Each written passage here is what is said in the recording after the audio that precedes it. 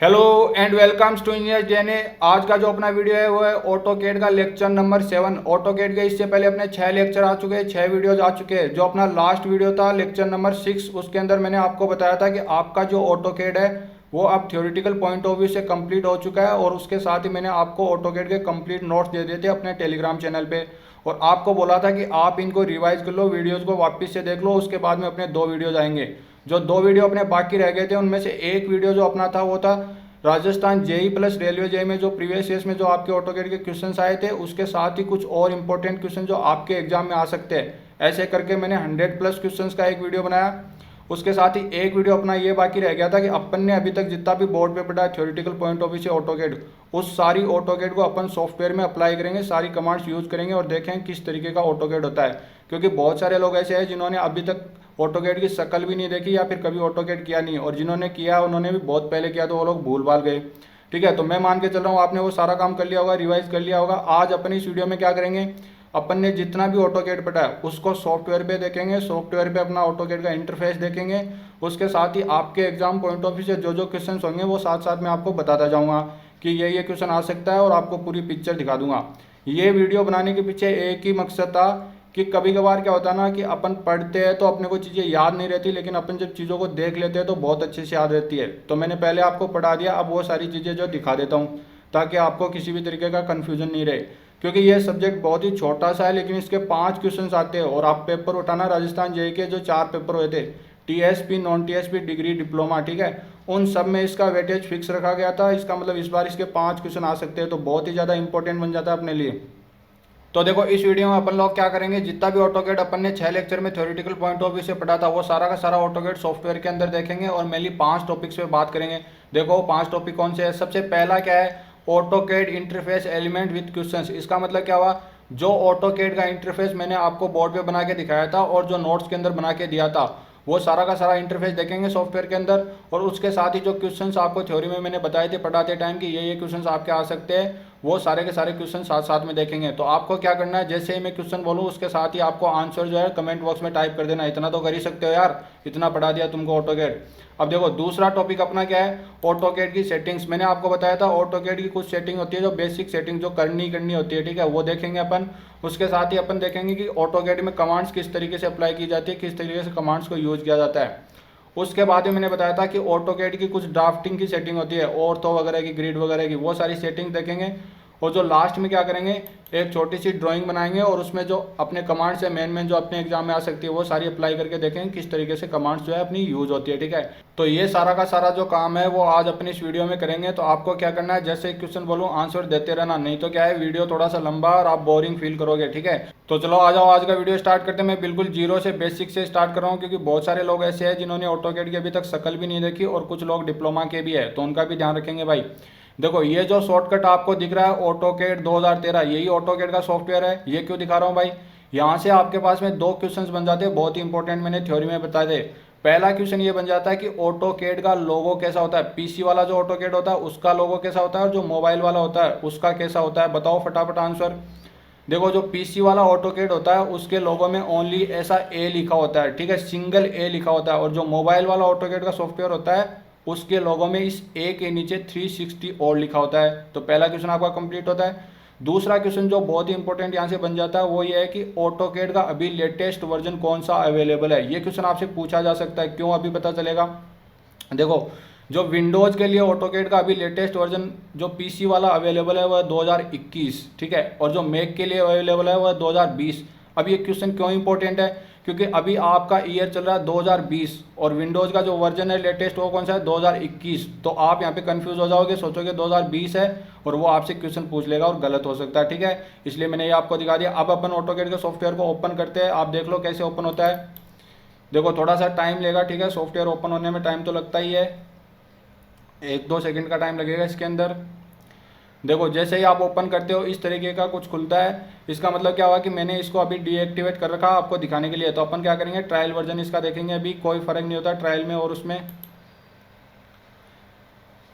अपना ऑटोकेड का सॉफ्टवेयर अब ओपन हो चुका है। सॉफ्टवेयर के ओपन होते ही आपके यहाँ से एक क्वेश्चन बन जाता है। क्वेश्चन क्या बन जाता है कि ऑटोकेड का इंटरफेस कौन सा होता है, ठीक है, आपको कॉम्बिनेशन बना के दे देगा। क्या कॉम्बिनेशन बनाएगा? ये जो आपको ब्लैक स्क्रीन दिख रही है इसको क्या बोलते हैं? व्यू पोर्ट या वर्क स्पेस। ठीक है, तो एक ऑप्शन में तो ये दे देगा, उसके साथ में दूसरे ऑप्शन में क्या दे देगा कि रिबन। ठीक है, तीसरे ऑप्शन में क्या दे देगा कि ये सारा का सारा कॉम्बिनेशन बना देगा, ऊपर वाली जो है टैब्स प्लस नीचे वाली टैब्स और जो बीच में अपना व्यू पोर्ट है। ठीक है, तो आपको क्या ध्यान रखना है कि ऑटोकेड का जो इंटरफेस होता है उसमें आपको जो डिस्प्ले पे दिख रहा है टॉप बॉटम और ये बीच में ब्लैक स्क्रीन और ये जो साइड्स में दिख रहा है ये सब कुछ इंक्लूड होता है। सिर्फ इस फोटो को छोड़ के सारा का सारा जो आपको दिख रहा है वही ऑटोकेड का इंटरफेस है। ठीक है, अब अपन लोग क्या करेंगे, इसमें बहुत सारी टैब्स दिख रही है आपको, अपन लोग एक एक टैब जो आपके एग्जाम पॉइंट ऑफ व्यू से इंपॉर्टेंट है उसको देखेंगे, एक्सप्लेन करेंगे और किस तरीके से वहाँ से क्वेश्चन बन सकता है वो सारी चीज़ें देखते हैं।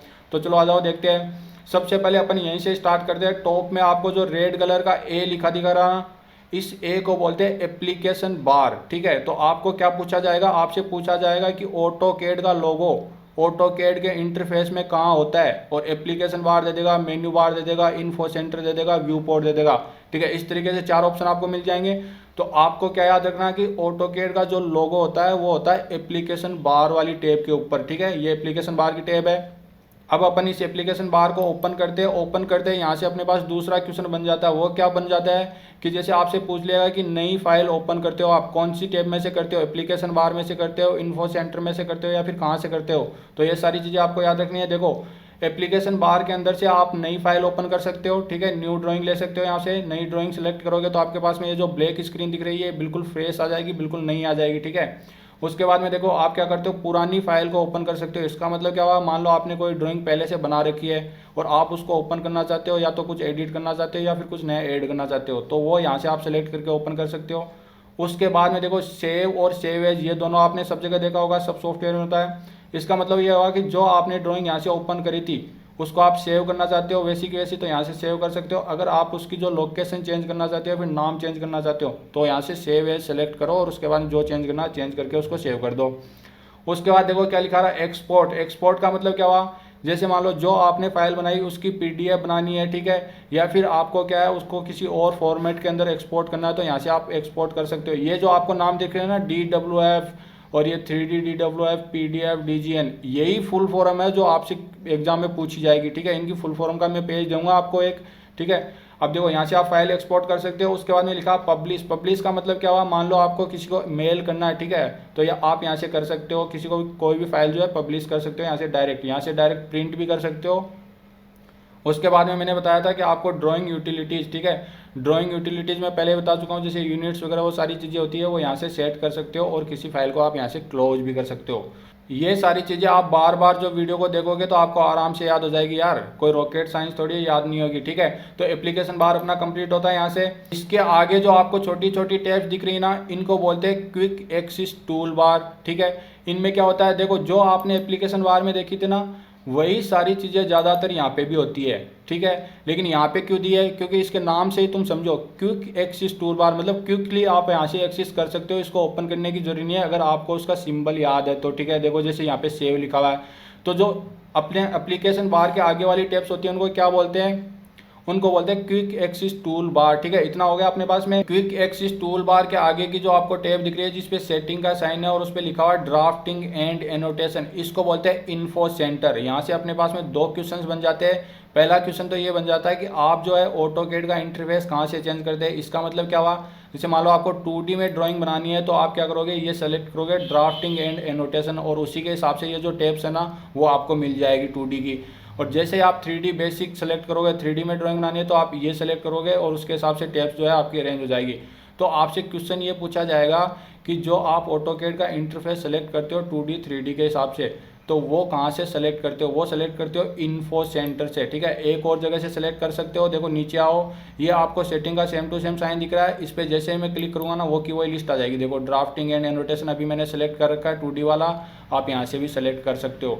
तो आपको ये क्वेश्चन पूछेगा तो आपको बिल्कुल याद रखना है कि ये चीज़ें आप कहाँ से सेलेक्ट करते हो, इन्फो सेंटर से सेलेक्ट करते हो या फिर बॉटम में जो है राइट साइड में देखो राइट में यहाँ से भी सेलेक्ट कर सकते हो। पहला क्वेश्चन आपका यहाँ से कवर हो जाता है। दूसरा और मोस्ट इंपॉर्टेंट क्वेश्चन आपका बनता है जो कई बुक्स में भी गलत दिया हुआ है, वो क्या बनता है कि आपका जो ऑटोकेड का इंटरफेस होता है वो कितने तरीके का होता है। ठीक है, अब देखो यहाँ पे 4 लिखा हुआ है, कैसे, देखो ड्राफ्टिंग एनोटेशन पहला, दूसरा क्या लिखा 3D बेसिक और 3D मॉडलिंग और ऑटोकेड क्लासिक। ठीक है। ये जो ऑटोकेड क्लासिक है ये इसका पार्ट नहीं है, ठीक है। ये बिल्कुल अलग चीज़ है। ऑटोकेड क्लासिक में काम बिल्कुल अलग तरीके से होता है, पूरा सॉफ्टवेयर ही अलग तरीके से चेंज हो जाता है। अपना जो इंटरफेस होता है वो 3 ही तरीके का होता है, drafting and annotation, 3D basic और 3D मॉडलिंग। तो अगर आपसे पूछा जाए और ऑप्शन में 1 2 3 4 करके दे दे तो आपको बिल्कुल याद रखना है इसका आंसर क्या होगा, 3 होगा। ऑटोकेड का इंटरफेस कितने तरीके का होता है, 3 तरीके का होता है। तो ये हो गया।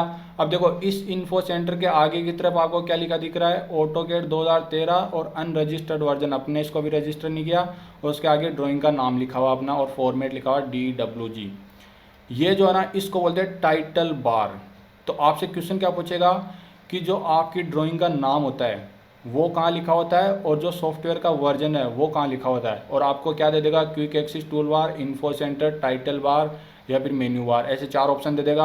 आपको याद रखना है कि टाइटल बार के अंदर जो है ऑटोकेड का वर्जन लिखा होता है, जैसे यहाँ पे लिखा हुआ 2013 वाला वर्जन है ये, और उसके आगे जो लिखा हुआ है ड्राइंग का नाम। और मैंने बताया था आपको कि ड्राइंग किस फॉर्मेट में से होती है, DWG, देख लो यहाँ पे।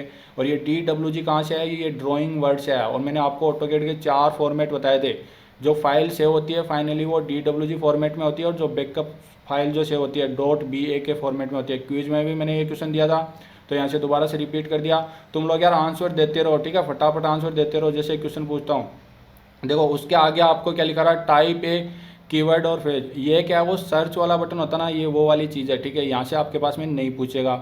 अब देखो ये जो इसके आगे दिख रहा है इनको बोलते हैं मेन्यू बार। यहाँ से भी आपके पास क्वेश्चन नहीं आएगा, आपके क्वेश्चन इन 3 में से ही पूछा जा सकता है, ठीक है।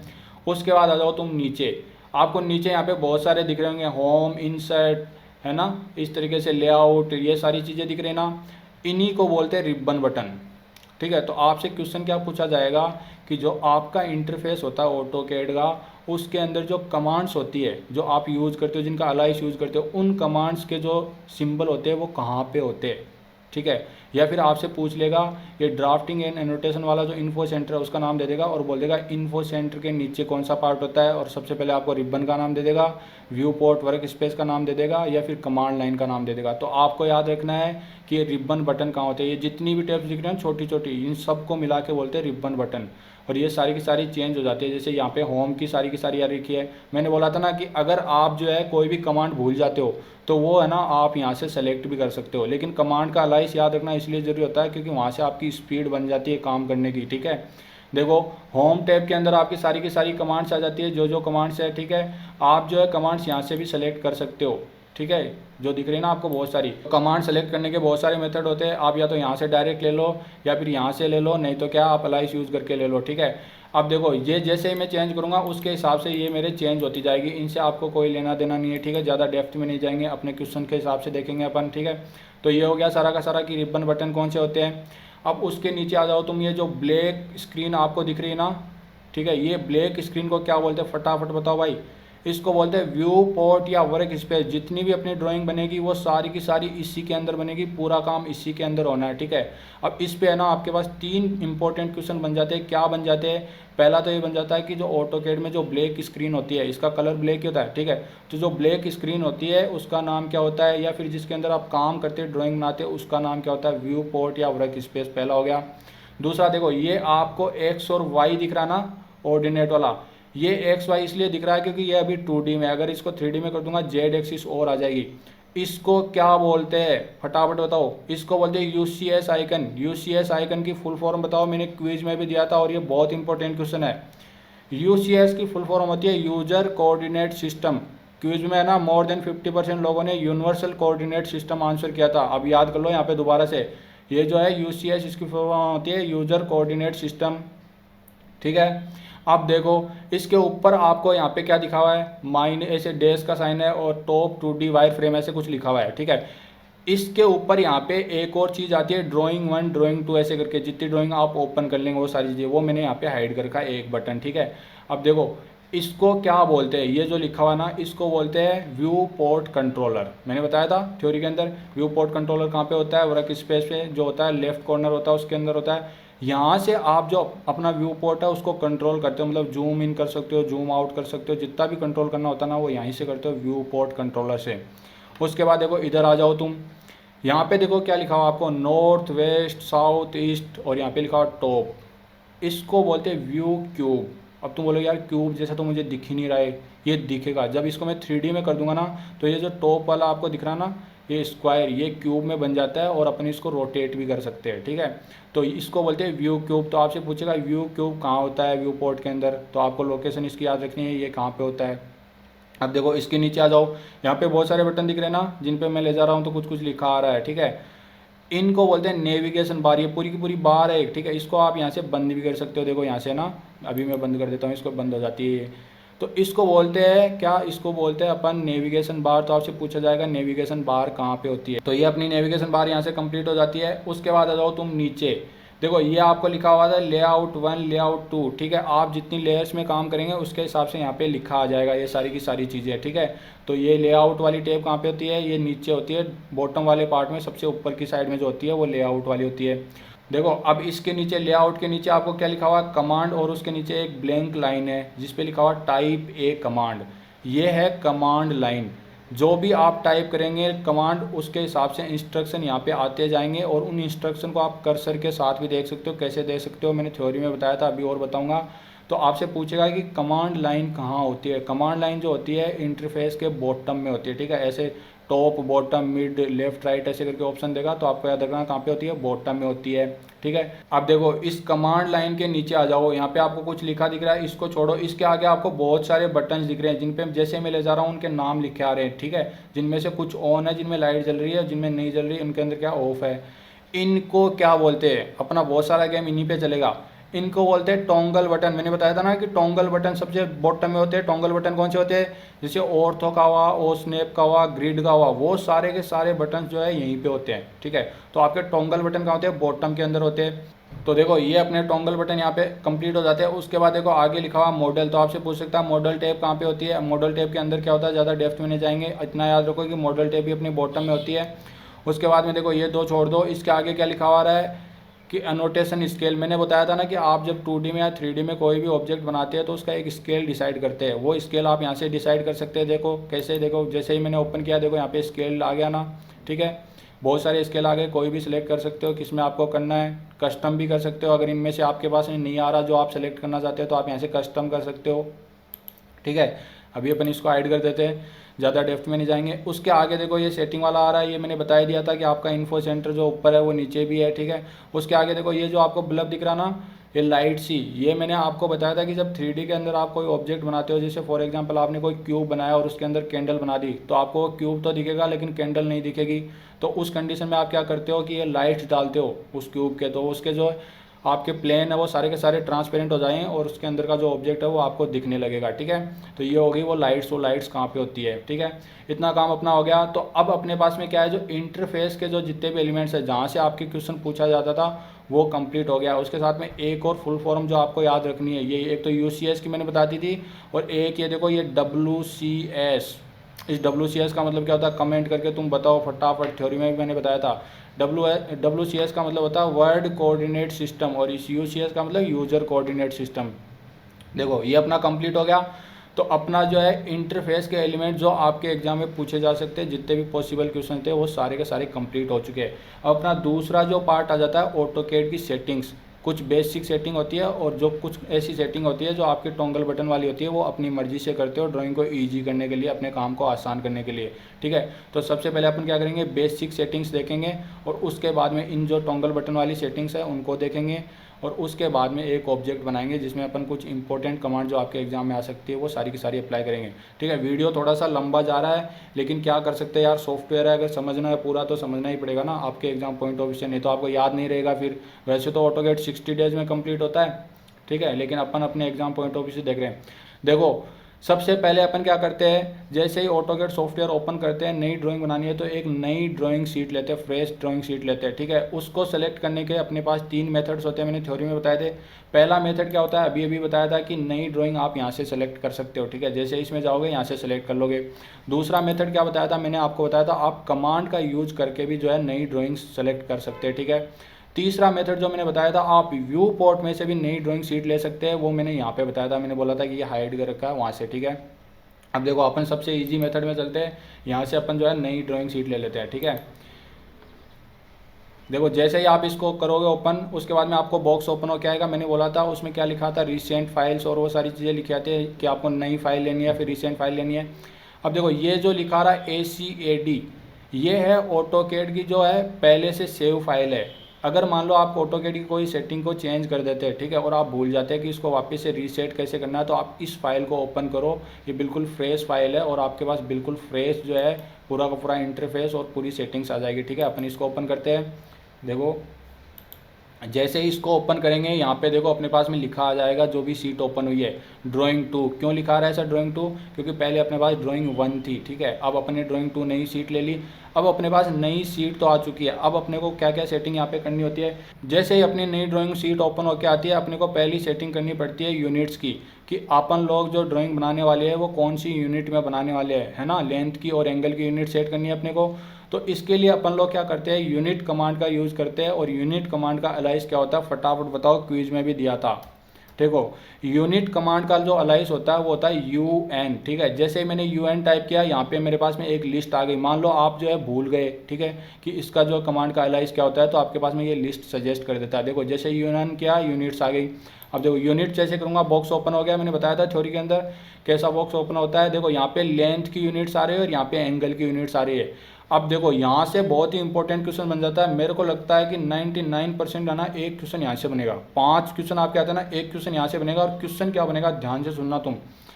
लेंथ की जो यूनिट होती है और जो एंगल की यूनिट जो ऑटोकेड में यूज करी जाती है, वो कितने टाइप की होती है और उनके नाम आपसे पूछ लेगा। निम्न में से कौन सी जो है ऑटोकेड में यूनिट काम में नहीं ली जाती, ठीक है। देखो ध्यान से देखना, थ्योरी में बताया था। अगर आप लेंथ की यूनिट्स देखते हो तो आपके पास 5 टाइप की यहाँ पे यूनिट आ जाती है। पहली है आर्किटेक्चरल, दूसरी है डेसिमल, तीसरा इंजीनियरिंग, चौथा फ्रैक्शनल और पांचवी है साइंटिफिक। अब देखो ये यूनिट्स में क्या क्या डिफरेंस है और इनका मतलब क्या होता है, मैंने एग्जांपल के साथ में आपको बता दिया था वहाँ पे। यहाँ पे डिटेल में बात नहीं करेंगे, बस इतना याद रखो कि कौन कौन सी है। 5 के नाम याद रखने हैं, नहीं तो 3 तो दे देगा जो है और एक ऐसी दे देगा जो नहीं है और आप कन्फ्यूज हो जाओगे। और मैंने बताया था कि मैट्रिक का ऑप्शन दे दे, तो आप याद रखना मैट्रिक ये डेसिमल वाली है, उसी का दूसरा नाम है, ठीक है। तो 5 हो गई है। अब देखो इसके एंगल की देखते हैं, एंगल की कौन कौन सी यूनिट्स यहाँ पे होती है।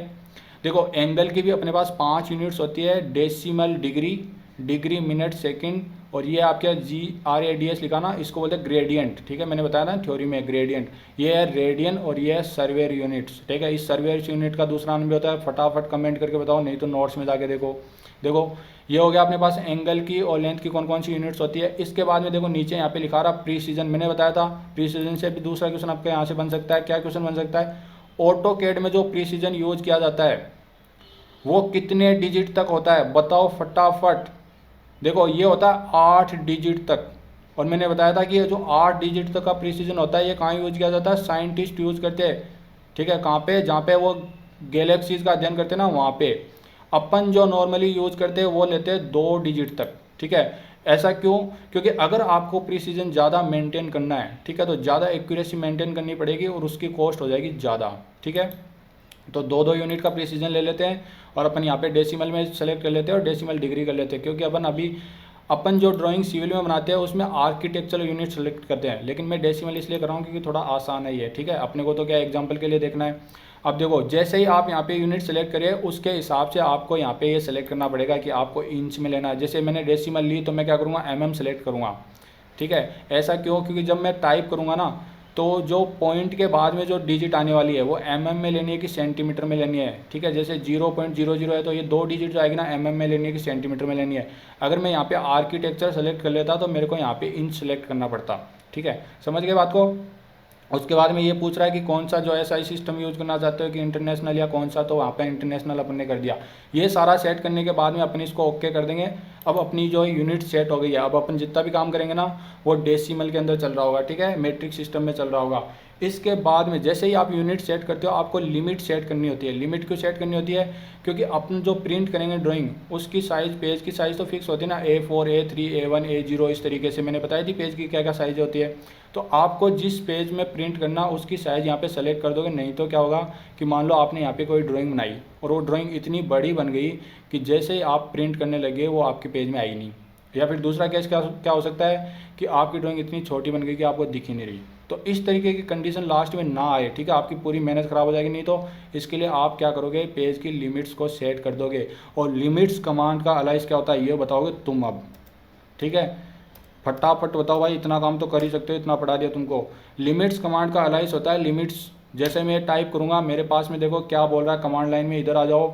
लिमिट्स का बोल रहा है स्पेसिफाई लेफ्ट कॉर्नर, ठीक है, लोअर लेफ्ट कॉर्नर। मैंने बताया था थ्योरी में किस तरीके से बोलता है। मान लो मैं अभी तो क्या है डायमेंशन नहीं दे रहा, 0 0 सेलेक्ट कर लेता हूँ, ठीक है, अपने एग्जांपल के लिए। जैसे 0 0 में सेलेक्ट करूँगा यहाँ पे 0,0 और उसके बाद मैं एंटर करूँगा तो मेरा लोअर लेफ्ट कॉर्नर जो है सेलेक्ट हो गया, ठीक है। अब मेरे को क्या करना, अपने पेज का जो है ना अपर राइट कॉर्नर सेलेक्ट करना है। देखो यहाँ पे लिखा भी आ रहा है, जैसे मान लो मैं इसको 1000 कर देता हूँ अभी, ठीक है, एग्जाम्पल के लिए। नहीं तो अपने को क्या करना है, वो पेज की साइज़ जो है कैलकुलेट करके अपने को देखना है कि जो अपना अपर राइट कॉर्नर कौन सा होगा, ठीक है, उसके हिसाब से अपने को सेट करना होता है। जैसे मैं एंटर करूँगा, अभी आपकी जो कमांड है वो कंप्लीट नहीं हुई है। और अब आपका जो सबसे मोस्ट इंपॉर्टेंट क्वेश्चन है ना वो यहीं से बनता है कि लिमिट कमांड जो है आप यूज़ करते हो उसके साथ में आपको 2 कमांड और यूज़ करनी पड़ती है, ठीक है। लिमिट कमांड के साथ में 2 कमांड यूज़ करना कंपलसरी है। और वो 2 कमांड कौन सी थी बताया था मैंने आपको, एक थी जूम और उसके बाद में ऑल। और उसके लिए क्या होता है, जूम की जो कमांड का अलाइज क्या होता है, जेड। देखो जेड जैसे एंटर करूँगा जूम लिखा आ गया, अब मैं एंटर मारूंगा, अब उसके बाद में मैं क्या करूँगा, जूम ऑल करूँगा तो ए ऑल का क्या होता है अलाइज, ए होता है, ठीक है। जैसे ए एंटर करूँगा ये मेरा जूम ऑल हो गया। जैसे मैंने जूम ऑल किया आपने देखा होगा यहाँ पे इंटरफेस के अंदर थोड़ा सा चेंज आया, व्यू पोर्ट के अंदर। वो चेंज क्यों आया, क्योंकि पहले मेरे पेज की साइज़ कुछ और थी और अब जो मैंने सेलेक्ट करी है, ठीक है, 0 0 और वो यहाँ पे 1000 दिया था, उसके हिसाब से मेरा पेज अब सेट हो गया, ठीक है। अब आपकी जो ड्राइंग जो बनेगी वो इस पेज के अंदर ही बनेगी पूरी की पूरी। तो आप प्रिंट करोगे तो इस साइज़ का पेज होगा तो पूरी की पूरी प्रिंट भी हो जाएगी, ठीक है। इतना काम अपना हो गया। इसके बाद में अपन लोग जो है क्या सेलेक्ट करते हैं, स्केल। स्केल को सेलेक्ट करते हैं। मान लो मैं जो ड्राइंग बना रहा हूँ वो तो छोटी सी बना रहा हूँ, लेकिन जिस फील्ड में काम करना वो फील्ड बहुत बड़ा है, तो उसके हिसाब से अपन एक स्केल डिसाइड करते हैं कि मेरी ड्राइंग का 1 सेंटीमीटर फील्ड में कितने के बराबर है, जैसे 100 मीटर के बराबर है, इस तरीके से। तो वो स्केल मैंने बताया था, यहाँ से आप सेलेक्ट कर लो। और जैसे ही आप स्केल सेलेक्ट करते हो उसके बाद में यहाँ पे आपको है ना इस कॉर्नर में आपको एक टेबल बनानी होती है और उस टेबल के अंदर आप पहले लिख देते हो अपना नाम और उसके बाद में लिख देते हो स्केल। क्यों, क्योंकि पता चले 3 दिन आपने ड्राइंग बनाई और उसके बाद भूल गए कि मैंने स्केल क्या सेलेक्ट करी थी। और जो फील्ड इंजीनियर है उसको समझ ही नहीं आ रहा कि आपके 1 सेंटीमीटर का मतलब फील्ड में कितना है, ठीक है। समझ गए स्केल का मतलब। तो यहाँ से स्केल आपकी सेलेक्ट हो चुकी है। उसके बाद में क्या करोगे, आप जो है अगली जो सेटिंग करोगे वो करोगे new dimension style. New dimension style का मतलब क्या हुआ कि आपको जो डायमेंशन देखनी है ड्राइंग के अंदर, पूरी ड्राइंग बन जाएगी तो उसके साथ में आप डायमेंशन भी दिखाओगे, उनका क्या स्टाइल होगा। तो न्यू डायमेंशन स्टाइल का जो कमांड है उसका अलाइज क्या होता है, फटाफट बताओ भाई। देखो जैसे मैंने डी एंटर किया यहाँ पे आ गया डायमेंशन स्टाइल। तो डायमेंशन स्टाइल कमांड का अलाइज क्या होता है, डी होता है, ठीक है। जैसे ये एंटर करूँगा एक बॉक्स ओपन होएगा, देखो ये बॉक्स ओपन हो गया। अब आपको दिख रहे हैं ना ये डायमेंशन, ठीक है, ड्राइंग के साथ में डायमेंशन दिख रही है।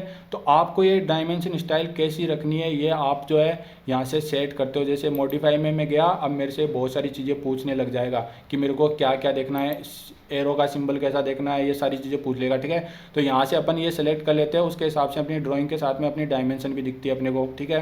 अभी अपन सेट नहीं करेंगे क्योंकि टाइम ख़राब क्यों करें, अपन तो एग्जांपल के लिए देख रहे हैं कि किस तरीके से क्या चीज़ें होती है, ठीक है। ये हो गया, मैं सेट करंट कर देता हूँ जो भी अभी है मेरी। अब देखो जैसे ही आप डायमेंशनल स्टाइल सेट करें उसके बाद में आपको टेक्स्ट की स्टाइल सेट करनी होती है। टेक्स्ट की स्टाइल से क्या मतलब है कि आपको फ़ॉन्ट की साइज़ क्या रखनी है और फ़ॉन्ट जो है कौन सी स्टाइल में यूज़ करने हैं, जैसे एरियल में करने हैं कि रोमन में करने हैं, इस तरीके से, ठीक है। उसके लिए आप टेक्स्ट स्टाइल का जो कमांड है उसका अलाइज क्या होता है, फटाफट बताओ भाई, तुम फटाफट बताओ। टेक्स्ट स्टाइल कमांड का अलाइज बिल्कुल अलग होता है, बहुत इंपॉर्टेंट होता है। बताऊँ क्यों, क्योंकि देखो टेक्स्ट स्टाइल नाम को ध्यान से सुनो, पहले तो आ रहा है टेक्स्ट, उसके बाद में क्या आ रहा है स्टाइल। जितनी भी आप कमांड देखे हो ना अभी तक और जिनके अलाइज देखे हो सबका क्या होता है, या तो पहला लेटर या फिर स्टार्टिंग के 2 लेटर, लेकिन इसमें उल्टा होता है, पहले आता है एस और उसके बाद में आता है टी, मतलब टेक्स्ट स्टाइल। और वो क्या बोल रहा है अलाइज के अंदर, पहले स्टाइल का जो अलाइज दे रहा है उसके बाद टेक्स्ट का दे रहा है। देखना एस टी जैसे टाइप करूँगा ना, ये आ गया स्टाइल, आ गया ना स्टाइल, और स्टैंडर्ड की भी दे रहा है, ठीक है। तो अपने टेक्स्ट स्टाइल का जो अलाइज क्या होता है एस टी, याद रखना भाई ये उल्टा होता है थोड़ा सा, इसलिए पूछा जा सकता है।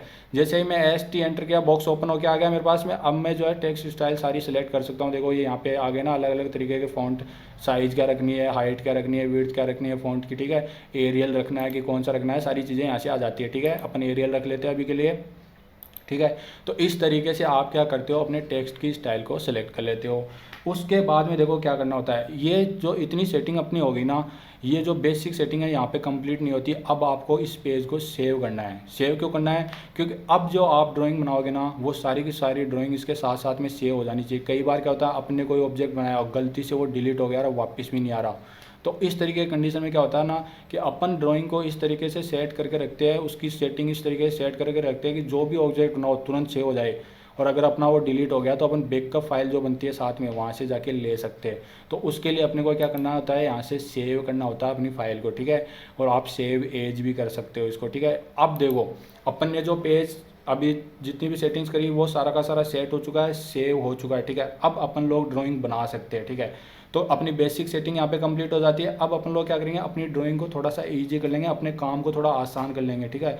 अब उस काम को आसान करने के लिए अपने को कुछ और सेटिंग्स करनी पड़ती है, और वो भी बहुत इंपॉर्टेंट है। इंपॉर्टेंट क्यों है, क्योंकि उनके जो की होती है ना, जो अलाइज जिसको आप बोलते हो, वो थोड़ी सी अलग होती है। यहाँ पे तो नाम से होती है और उनकी होती है F1 F2 ऐसे करके, तो वो थोड़ी कन्फ्यूजिंग होती है, इसलिए वो पूछ लेता आपसे। तो अब मैं क्या करूँगा, वो सारी की सारी आपको यूज़ करके दिखा दूंगा, ताकि आपको क्या है, बिल्कुल भी कन्फ्यूजन नहीं है, आपको याद रहे बिल्कुल। पिक्चर के साथ में देखोगे तो याद हो जाएगा। सिंपल है। देखो भाई मैं थोड़ा जल्दी जल्दी बोल रहा हूँ क्योंकि वीडियो वैसे ही लंबा जा रहा है। जिसको ध्यान से देखना है थोड़ा सा उसकी स्पीड को कम कर लेना। देखो जो अपनी अब जो एडवांस सेटिंग आती है, जो अपनी जिसको अपन बोलते हैं ड्राफ्टिंग की सेटिंग्स, वो क्या है, वो टॉगल बटन में जो ये बटन दिए हुए ना, उन्हीं की सेटिंग्स होती है। कैसे कैसे क्या क्या होती है सबको एक एक करके देखते हैं। चलो आ जाओ। देखो सबसे पहले अपन लोग यहाँ से स्टार्ट करते हैं। ये अपने कोई काम नहीं आती, ठीक है, इसको ये एग्जाम में नहीं पूछी जाएगी। उसके आगे देखो, आगे लिखा हुआ स्नैप मोड। स्नैप मोड क्या होता है मैंने थ्योरी में भी बताया था, और इसकी की क्या होती है तुम कमेंट करके बताओगे मेरे को फटाफट। यहाँ पे लिखा भी आ रहा है। जैसे मैंने स्नैप मोड पे क्लिक किया, मेरे पास में आ गया F9, ठीक है, F9। अब ये स्नैप मोड क्या होता है इसको देखेंगे अपन बाद में थोड़ा सा। उससे पहले कुछ और चीज़ें देखना इंपॉर्टेंट है, ये तो तब काम आएगा जब हम ड्राइंग बनाएंगे। देखो उसके बाद में अपना है ग्रिड डिस्प्ले। ग्रिड डिस्प्ले की क्या होती है यार, तुम कमेंट तो करते जाओ फटाफट। वो होती है F7, ठीक है, F7। अब ग्रिड डिस्प्ले क्या है, देखो आप इस डिस्प्ले में अपने व्यू पोर्ट के अंदर आपको ग्राफ से दिख रहे होंगे, हॉरिजॉन्टल लाइन दिख रही है और वर्टिकल लाइंस भी दिख रही है। क्यों, क्योंकि देखो इस बटन पे भी लाइट जल रही है, क्योंकि मेरा ग्रिड जो है ऑन है। जैसे मैं इसको ऑफ करूँगा ना, एक गायब हो जाएगा, देखना। देखो हो गया बिल्कुल ब्लैक स्क्रीन, ग्रिड अपना गायब हो गया। तो आपको ग्रिड रखना है कि नहीं रखना, कि उस वो यहाँ से आप जो है ऑन ऑफ कर सकते हो। ऐसा क्यों, अगर मान लो मेरे पास में ये ग्रिड है, ठीक है, तो मेरे को अगर यहाँ से यहाँ कोई लाइन बनानी है, तो मुझे क्या होता है, एक आइडिया रहता है कि मेरी लाइन जो सीधी जा रही है कि नहीं जा रही है। या फिर ग्रिड पॉइंट्स को सेलेक्ट करके भी मैं ना स्पेसिंग सेलेक्ट करके मेरी लाइनें बना सकता हूँ यहाँ से। इसलिए अपने इस ग्रिड की हेल्प लेते हैं ऐसा करने के लिए। तो अब ग्रिड को आप ऑन भी कर सकते हैं, ऑफ भी कर सकते हैं। किससे, F7 से कर सकते हैं, या फिर इस टॉगल बटन से यहाँ डायरेक्ट कर सकते हैं, ठीक है। अभी मैं इसको ऑफ कर देता हूँ, झंझट को बंद करते हैं, थोड़ा सा और ईजी हो जाएगा। अब देखो इसके आगे आ रहा ऑर्थो मोड। ऑर्थो मोड क्या होता है यार, ये तो बहुत इंपॉर्टेंट है, क्विज में भी दिया, तुमको बताना ही पड़ेगा। इसका होता है F8 इसकी की होती है। इसको तो तुम रट ही लेना, ठीक है, कहीं भी लिख लेना इसको, यही आएगा। अगर इनमें से पूछा जाएगा ना तो ऑर्थो का ही पूछा जाएगा तुमसे, क्योंकि ये सबसे इंपॉर्टेंट है इनमें से। ऑर्थो का होता है और F8। ये कहाँ काम आता है, देखो अभी मेरा ऑर्थो जो है बंद है, दिख रहा है आपको, ऑर्थो बंद है ना, अभी बंद है। तो देखो क्या होगा, जैसे मैं यहाँ से एक लाइन बनाता हूँ, डायरेक्ट सेलेक्ट करता हूँ, देखो ये लाइन मैंने बनाई। देखो कैसे भी बना सकता हूँ मैं इसको, किसी भी एंगल पे बना सकता हूँ, टूटी फूटी सी बन जाएगी, देखना बन गई ना। अब देखो जैसे ही मैं इस ऑर्थो को ऑन कर दूंगा ना, ये लाइन या तो हॉरिजॉन्टल बनेगी या वर्टिकल बनेगी, मतलब या तो 0 डिग्री पे बनेगी या फिर 90 डिग्री पे बनेगी, ठीक है। इससे क्या होता है, जैसे मान लो कुछ ड्राइंग बनाते हैं अपन, जैसे आपको एक मैप बनाना है, घर का जो नक्शा बनाना है, ठीक है, घर की ड्राइंग बनानी है, उसमें क्या होता है, हॉरिजॉन्टल लाइन होती है, वर्टिकल लाइन होती है। अगर आप इस ऑर्थो को ऑन कर लोगे तो डायरेक्ट या तो लाइन हॉरिजॉन्टल होगी, जैसे कर्सर को आप हॉरिजॉन्टल में ले जाओगे तो हॉरिजॉन्टल बनेगी, नहीं तो वर्टिकल बनेगी, सिंपल है। और ये ऑन नहीं रखोगे तो आपको पता ही नहीं चलेगा आपकी लाइन हॉरिजॉन्टल जा रही है कि वर्टिकल जा रही है कि एंगल पे जा रही है, ठीक है। तो इसके लिए अपन इसको ऑन कर लेते हैं। अब देखो ये सारे जो है इनको यूज करेंगे एक एक करके। उससे पहले आपको एक चीज़ सीखनी पड़ेगी कि अपन कमांड्स को यूज कैसे करते हैं यार, कमांड कैसे यूज में आती है। देखो अभी अपन सिंपल सी कमांड देखते हैं, लाइन वाली। मैंने लाइन का एलाइस क्या बताया था आपको, एल। या तो आप एलाइस यूज करके इस कमांड को चालू कर लो, नहीं तो क्या करो यहाँ से सेलेक्ट कर लो, ठीक है। मैं एलाइस का ज़्यादा यूज़ करूँगा क्योंकि आपके एग्जाम में डायरेक्ट एलाइस पूछा जाता है, तो आपको ज़्यादा याद रहे, ठीक है। जो लाइन का एलाइस क्या होता है, एल होता है। जैसे देखो मैंने एल किया, यहाँ पे आ गया लाइन, ठीक है। जैसे ही एल एंटर मारूंगा, अब मैं लाइन कमांड के अंदर आ चुका हूँ। कैसे पता चलेगा, इसमें देखो जो कमांड लाइन है इसके अंदर ये देता रहता है, आपको नोटिफिकेशन देता रहता है कि अब आपको क्या करना है। ये मेरे को बोल रहा कि लाइन का पहला पॉइंट स्पेसिफाई करो, ये मैंने पहला पॉइंट किया, बाद में बोलेगा दूसरा पॉइंट या फिर नेक्स्ट पॉइंट स्पेसिफाई करो, नेक्स्ट कर दिया। देखो मेरी लाइन तो बन चुकी, लेकिन अभी मैं कमांड से बाहर नहीं आया, क्यों? जैसे यहाँ पे क्लिक करूँगा तो दूसरी लाइन बन गई, इसका मतलब मैं अभी कमांड से बाहर नहीं आया हूँ। अब आपको कमांड से बाहर आने के लिए क्या करना होगा भाई, ये देखो कमांड से बाहर आने के 2-3 मेथड होते हैं। सबसे इजी और जो सबसे ज़्यादा यूज में लिया जाता है ना, वो होता है एस्केप बटन। अपने कीबोर्ड में लेफ्ट साइड में कॉर्नर के अंदर एक ESC करके लिखा बटन होता है, उसको जैसे प्रेस करोगे आप जो है कमांड से बाहर आ जाओगे। देखना अभी आ जाऊँगा, ये आ गया। एक तरीका तो भाई ये। दूसरा क्या होता है कि आप कमांड से बाहर कैसे आ सकते हो, जैसे मैं इसमें आ गया। अब देखो मैं अपने माउस का जो है राइट वाला क्लिक करूँगा, मेरे पास एक लिस्ट आएगी और मैं वहाँ से कैंसिल कर दूँगा। कैंसिल करते मैं कमांड से बाहर आऊँगा। आ गया ना। तो ये 2 मेथड होते हैं, ठीक है। इनसे आप क्या कमांड से बाहर आ सकते हो। तो आपसे पूछ सकता है कि अगर आपको कमांड से बाहर आना है ऑटोकैड में तो आपको क्या करना होगा, कैंसिल करना पड़ेगा या फिर एस्केप करना पड़ेगा। इससे आपके पास 4 ऑप्शन बना के दे देगा। तो आपको ध्यान रखना आपको क्या करना होता है, ठीक है। ये हो गया कमांड कैसे यूज़ करते हैं। अब अपन वापस इस पे आ जाओ। देखो और तो आप समझ गए, ठीक है, कैसे यूज़ करते हैं। अभी अपना और तो बंद है तो लाइन कैसी बनी थी अपनी, किसी भी एंगल पे बन गई थी। अब मैं करता हूँ ऑर्थो को ऑन करता हूँ भाई। देखो यहाँ से मैंने ऑर्थो को ऑन किया, यहाँ पे लाइट जल गई, अब मेरा ऑर्थो ऑन है। अब मैं वापस से लाइन बनाता हूँ। देखो ये लाइन यहाँ पे क्लिक किया, पहला पॉइंट। अब देखो अब मैं किसी भी एंगल पे, देखो मेरा कर्सर जा रहा है, ये क्रॉस हेयर साइन को देखो, कर्सर तो मेरा जा रहा है लेकिन मेरी लाइन देखो हॉरिजॉन्टली जा रही है। ये तब तक वर्टिकल नहीं जाएगी जब तक मैं इसको बिल्कुल वर्टिकल नहीं कर दूंगा कर्सर को। देखो जैसे ही वर्टिकल किया ये मेरी परपेंडिकुलर लाइन आ गई, ठीक है। अब देखो किसी एंगल पे ले जाऊँ भले ही मेरी हॉरिजॉन्टली बनेगी। समझ गए ना कि और तो कहाँ काम आता है, ठीक है। अब मैं एस्केप लगा के कमांड से बाहर आ जाता हूँ। ये हो गया। अब इसके आगे क्या लिखा हुआ, पोलर ट्रैकिंग। पोलर ट्रैकिंग क्या होती है भाई तुम बताओ। देखो ये जो और तो है ना, इसके अंदर आप क्या कर रहे हो, या तो हॉरिजॉन्टल लाइन बना सकते हो या फिर वर्टिकल लाइन बना सकते हो। 2 ही एंगल हो ना, 0 डिग्री या 90 डिग्री। पर कभी कभार क्या होता है ना, आपको ज़रूरी पड़ती है कुछ और एंगल्स की। तो उसके लिए क्या करते हो आप, पोलर ट्रैकिंग को ऑन कर लेते हो और पोलर ट्रैकिंग की सेटिंग में जाते हो। जैसे मैं राइट क्लिक किया माउस का तो मेरे पास में बहुत सारे एंगल्स की लिस्ट आ गई। क्या लिस्ट आ गई, 90 डिग्री, 45 डिग्री, 30 डिग्री ऐसे करके। इनमें से मेरे को और जो एंगल सेलेक्ट करने हैं, या फिर आप जो कस्टमाइज़ कर सकते हो अपना एंगल कि किस एंगल पे आपको लाइनें चाहिए, वो जो यहाँ पे सेलेक्ट कर लोगे ना। जैसे अभी 90 डिग्री सेलेक्ट हो रहा है, क्यों हो रहा है, क्योंकि मेरा ऑर्थो मोड ऑन है। मैंने थ्योरी में बताया था कि आप पोलर ट्रैकिंग और ऑर्थो में से दोनों में से एक ही ऑन रख सकते हो। मान लो ऑर्थो आपने ऑन कर रखा तो 0 और 90 दो ही बनेगी, तो फिर पोलर ट्रैकिंग काम नहीं करेगा। अगर मैं यहाँ पे ऑर्थो को बंद कर देता हूँ, ठीक है, एक बार बंद कर दिया और अब मैं पोलर ट्रैकिंग पे सेटिंग में जाता हूँ। अब मैं चाहूँ ना जितने एंगल सेलेक्ट करता हूँ, ठीक है, जो एंगल सेलेक्ट करूँगा उन पे मैं लाइंस बना सकता हूँ। जैसे मैं कर्सर को ऐसे लगेगा, फिर जैसे ऊपर लेके जाऊँगा वो मुझे बोल देगा इनमें से जो एंगल सेलेक्ट किया कि आपका वो एंगल अब आ चुका है। जैसे क्लिक करूँगा वहाँ पे लाइन बन जाएगी। समझ गए बात को, ठीक है। तो ये हो गया आपका ऑर्थो क्या होता है और पोलर ट्रैकिंग क्या होती है और कैसे इनको यूज़ करते हैं। तो ये अपना पोलर ट्रैकिंग हो गया क्या होता है, और इसकी की क्या होती है, F10, ठीक है। इसके आगे आ जाओ आप। इसके आगे लिखा हुआ ऑब्जेक्ट स्नैप, और ऑब्जेक्ट स्नैप की क्या होती है, F3 होती है। तुम कमेंट करके बताओ ऑब्जेक्ट स्नैप की क्या होती है, F3, ठीक है। अब देखो इसका मतलब क्या होता है, अभी मेरा ऑब्जेक्ट स्नैप ऑफ है क्योंकि यहाँ पे लाइट नहीं जल रही, दिख रहा है तुमको।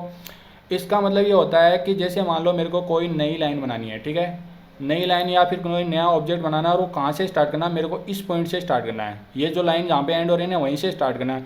अब देखो मैं जब ऐसे देखता हूँ तो हो सकता है मुझे यहाँ पे लग रहा है कि ये ज्वाइन हो गई, जैसे आपको बना के दिखाता हूँ, है ना। अपने हिसाब से तो ये लाइन यहाँ पे ज्वाइन हो चुकी है, पर क्या एग्जैक्टली ज्वाइन हुई है ये पता चलेगा जूम करेंगे जब। देखो तुमको दिख रहा है क्या, पता नहीं दिख रहा कि नहीं। ये देखो यहाँ पे ये लाइन ज्वाइन नहीं हुई, क्यों, क्योंकि अपने को यहाँ की एग्जैक्ट पोजीशन पता ही नहीं है। जब इस तरीके की कंडीशन अपने पास में डेवलप हो जाती है तो अपन इसकी हेल्प लेते हैं ऑब्जेक्ट स्नैप की, और अपन क्या करते हैं पहले इसकी कुछ सेटिंग्स करते हैं। राइट क्लिक किया, मैं सेटिंग में गया, अब मेरे पास में एक लिस्ट आ गई कि मेरे को जो ऑब्जेक्ट मैं बना रहा हूँ उसके कौन कौन से पॉइंट्स देखने हैं।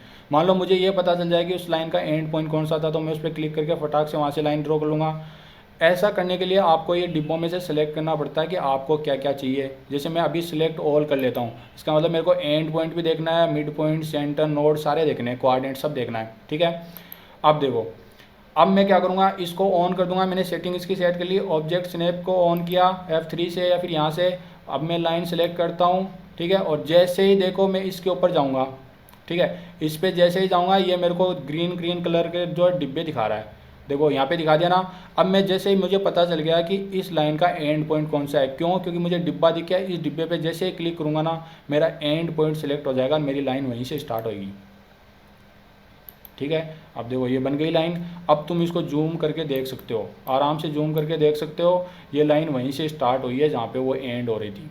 तो समझ गए ऑब्जेक्ट स्नैप आपका कहाँ पे काम आता है। ऑब्जेक्ट स्नैप आपके काम आएगा जब आपको पॉइंट्स का पता नहीं चल रहा, ठीक है, mid point, centre point, ordinate. ठीक है, अब देखो इसके आगे क्या लिखा हुआ है, 3D object snap. 3D object snap की F4 होती है, ये मैंने आपको बताई नहीं थी थ्योरी में, क्यों, क्योंकि ये ज़्यादा इंपॉर्टेंट नहीं है। अगर आपसे पूछेगा तो 2D वाला पूछेगा, ऐसा क्यों। अब तुमको समझ में आएगा कि मैं कितना डेप्थ में तुमको पढ़ा रहा हूँ। आप सिलेबस को ओपन करना और वहाँ पे जाके देखना कि उसमें क्या लिखा हुआ। ऑटोकैड वाले सिलेबस में आपके लिखा हुआ सिविल ड्राइंग, और ड्राइंग होती है 2D में या फिर ड्राफ्टिंग। अगर आपके इतना ही लिखा हुआ है इसका मतलब आपके एग्जाम में सिर्फ 2D का ही पूछेगा, 3D का नहीं पूछेगा। इसीलिए मैंने ना F3 तो बताया था ऑब्जेक्ट स्नैप, लेकिन ये नहीं बताया था। ठीक है, समझ गए। तो बहुत सारी चीज़ें आपको दिखेगी अभी, फिर आप सोचोगे यार ये तो सर ने बताया नहीं, क्यों नहीं बताया, समझ गए ना बात को। अब देखो इसके आगे क्या लिखा हुआ है, ऑब्जेक्ट स्नैप ट्रैकिंग। ये भी मैंने बताया था कि ऑब्जेक्ट स्नैप ट्रैकिंग का क्या मतलब होता है। जैसे मान लो मैं एक सर्किल बना के आपको एग्जाम्पल के साथ बनाता हूँ, दिखाता हूँ कैसे बनता है। देखो ये मैंने सर्किल बना दिया, ठीक है, ये मेरा ऑब्जेक्ट स्नैप ऑन है। अब मैं क्या करूँगा, मान लो कोई दूसरी लाइन है जो ज्वाइन कराना चाहता हूँ इसके क्वाड्रेंट के साथ में, ठीक है। तो जैसे ही सर्किल पे लाऊंगा ये क्वाड्रेंट मेरे को पता चल गया क्योंकि ग्रीन डिब्बा मेरा आ चुका है, ठीक है। तो यहाँ से मैं ये लाइन ऐसे बना सकता हूँ, सिंपल। अब देखो अब मैं क्या चाहता हूँ ना भाई, मैं ये चाहता हूँ कि ये जो इसका सेंटर है, ठीक है, ये जो इसका सेंटर है इस सर्किल का, उस सेंटर के साथ में बिल्कुल हॉरिजॉन्टल यहाँ पे कोई ऑब्जेक्ट बनाना चाहता हूँ। कहाँ पे, यहाँ पे जो ये आपको कर्सर दिख रहा है ना यहाँ पे, ये कैसे बनेगा बताओ। इस सेंटर से या तो यहाँ पे बनाना चाहता हूँ या फिर किसी यहाँ से 15 डिग्री एंगल पे बनाना चाहता हूँ नीचे की तरफ। तो आपको क्या करना पड़ेगा, आपको क्या चाहिए कि एक ऐसी चीज़ चाहिए जैसे ही मैं इस सेंटर पे क्लिक करूँ, ठीक है, तो मुझे वर्टिकल हॉरिजॉन्टल इस तरीके की लाइन आ जाए, फिर मैं इस लाइन पे जाके यहाँ पे जो अपना ऑब्जेक्ट बना लूँगा। देखो कैसे, देखो अभी दिखाता हूँ तुमको। ये अपना ऑब्जेक्ट स्नैप ट्रैकिंग है, ठीक है, इसको मैं ऑन कर लेता हूँ। इसको मैं ऑन कर लिया। अब मैं जाता हूँ दूसरे लाइन के ऊपर। अब मैं दूसरे लाइन पे जाऊँगा, जैसे ही मैं इस पे लाइन पे जाऊँगा, देखो ये मेरे को दिखा रहा है, अब यहाँ पे सेंटर दिखा दिया। ये क्यों दिखा दिया, ये सेंटर तो मुझे इसलिए दिखा दिया क्योंकि मेरा ऑब्जेक्ट स्नैप ऑन है। लेकिन जैसे ही मैं इसका लेफ्ट राइट थोड़ा ऊपर नीचे करूँगा ना, देखना ग्रीन लाइन आ जाएगी। ये देखो ये आ गई। थोड़ा सा साइड में किया तो मुझे ग्रीन लाइन आ गई। इसका मतलब ये है कि इस लाइन पे अगर मैं कोई ऑब्जेक्ट बनाता हूँ तो वो मेरे सेंटर से होके निकल रही है, ठीक है, हॉरिजॉन्टल या वर्टिकल, ये एंगल भी आप सेट कर सकते हो। ये ग्रीन लाइन अगर मैं इसको ऑफ कर दूंगा ना तो नहीं आएगी। देखो इसको ऑफ किया, अब मैं इसके सेंटर पे ले जाता हूँ, अब नहीं आ रही। समझ गए ना बात। तो ऑब्जेक्ट स्नैप तो क्या होता है और ऑब्जेक्ट स्नैप ट्रैकिंग क्या होती है, दोनों में डिफरेंस क्या समझ में आ गया ना। ऑब्जेक्ट स्नैप ट्रैकिंग कैसे यूज करते हैं, ठीक है, ये हो गया अपना क्लियर। तो ऑब्जेक्ट स्नैप ट्रैकिंग की क्या होती है, F11 होती है, ठीक है। अब आगे आ जाओ तुम, यहाँ पे क्या लिखा आ रहा है, देखो यहाँ पे क्या आ रहा है, डिसअलो डायनेमिक इनपुट। मैंने लास्ट में आपको बताया था, लास्ट का जो चैप्टर था उसके मेरे जो नोट्स दिए थे उनमें लास्ट में लिखा हुआ था कि एक तो था डायनेमिक इनपुट और एक था डायनेमिक प्रॉम्प्ट। उसका मतलब क्या होता है, देखो भाई उसका मतलब क्या होता है, ये जो आप कर्सर देख रहे हैं, इस कर्सर के साथ में क्या लिखा रहा है, स्पेसिफाई फर्स्ट पॉइंट, और उसके साथ दो डिब्बों के अंदर कुछ ऑर्डिनेट लिखे आ रहे हैं। ये क्यों लिखे आ रहे हैं, क्योंकि मेरा ये ऑन है डायनेमिक इनपुट। अगर मैं इसको ऑफ कर देता हूँ तो ये नहीं लिखाएगा। अब इसकी जरूरी कहाँ पड़ती है, देखो ये जो कमांड लाइन में जो चीज़ लिखी आ रही है यही मेरे कर्सर के साथ में लिखी आ रही है। अगर मेरे को ये कमांड लाइन को बार बार नहीं देखना, मेरे को पूरा का पूरा फोकस जो है मेरे इस एरिया में रखना है, क्योंकि मेरी ड्राइंग यहाँ बन रही है, तो मैं क्या करूँगा, इस डायनेमिक इनपुट को ऑन कर लूँगा और ये सारे के सारे इंस्ट्रक्शन मुझे जो कमांड लाइन में दे रहा है वो मेरे कर्सर के साथ हो जाएंगे। तो क्या होगा कि मेरा काम जो है वो थोड़ा आसान हो जाएगा, ठीक है। और मुझे अगर कोई पॉइंट पे ले जाता हूँ तो मुझे उसके ऑर्डिनेट भी तुरंत पता चल जाएंगे, नहीं तो मुझे क्या करना पड़ेगा, उसकी डायमेंशन के हिसाब से उसके ऑर्डिनेट देखने पड़ेंगे। तो अपने काम को आसान करने के लिए आपको बार बार नीचे नहीं देखना पड़े, इसके लिए आप इसको ऑन करते हो। इसके साथ में क्या ना, एक तो डायनेमिक इनपुट है, एक डायनेमिक प्रॉम्प्ट है, इन दोनों को ऑन करो या फिर ऑफ करो। अगर देखो मैं इसको अभी क्या कर रखा है, इसको ऑन कर रखा है, ठीक है, इन दोनों को ऑन कर रखा है तो आपको कर्सर के साथ में दिख रही है ना सारी चीज़ें। लेकिन जैसे ही मैं इन दोनों को ऑफ कर दूंगा, देखना कर्सर के साथ में अब ले जाओ आप कहीं भी, आपको वो सारी चीज़ें नहीं दिखेगी, ठीक है। तो ये फ़र्क पड़ता है यहाँ से, डायनेमिक इनपुट को ऑन करो या ऑफ करो, ठीक है। तो अपन ऑन कर लेते हैं। अब देखो ये हो गया अपना डायनेमिक इनपुट। डायनेमिक इनपुट की क्या होती है, F12 है। उसके आगे आ जाओ तुम, उसके आगे लिखा हुआ है शो हाइड लाइन वेट। इसका मतलब क्या होगा कि जब मैं इसको ऑन रखूँगा ना तो मुझे लाइन का वेट दिखाता रहेगा। देखो अभी ये ऑफ है, ठीक है। लाइन वेट से मतलब क्या हुआ कि लाइन की थिकनेस, कि मेरी जो लाइन है किस थिकनेस की है, या फिर जो ऑब्जेक्ट बनाया वो किस थिकनेस का, वो मुझे देखना है या नहीं देखना, ठीक है। तो ये देखने की तो ज़रूरी नहीं है, अपनी ज़्यादातर लाइनें जो है एक ही थिकनेस के अंदर बनाते हैं, ठीक है। तो इसको अपन क्या करते हैं, ऑफ रखते हैं। उसके बाद में देखो ट्रांसपेरेंसी, इसको शो हाइड कर रखा। ट्रांसपेरेंसी ये अभी आपके कोई काम नहीं आएगी 2D में, इसको छोड़ देते हैं, ठीक है। इसके आगे देखो क्विक प्रॉपर्टीज। क्विक प्रॉपर्टीज का अलाइस क्या होता है, फटाफट बताओ भाई तुम। क्विक प्रॉपर्टीज का अलाइस होता है आपके पास में पी, ठीक है। पी इसका अलाइस होता है, लेकिन इसको यूज़ करने का तरीका थोड़ा सा अलग होता है। यही एक ऐसी कमांड है जो इस पूरे टॉगल बटन में है, जिसको यूज़ करने का तरीका अलग है। बाकी तो F1 F2 करके है ना। देखो इसको कैसे यूज़ करते हैं, कंट्रोल के साथ में आप शिफ्ट को प्रेस करो और उसके साथ में पी को प्रेस करो। ज़्यादातर जितनी भी कमांड यूज़ करते हैं ना वो कंट्रोल के साथ यूज़ करते हैं, लेकिन कुछ कमांड ऐसी होती है जिनमें शिफ्ट का भी यूज़ करना पड़ता है, तो उनमें से एक है ये। तो आपसे ये पूछी जा सकती है कि क्विक प्रॉपर्टीज़ कैसे यूज़ करते हैं कमांड, और आपको ये दे देगा control plus P, control plus shift plus P, और 2 ऑप्शन और दे देगा। तो आपको याद रखना है कि ये थोड़ी सी अलग है और इसमें शिफ्ट का यूज़ होता है, ठीक है।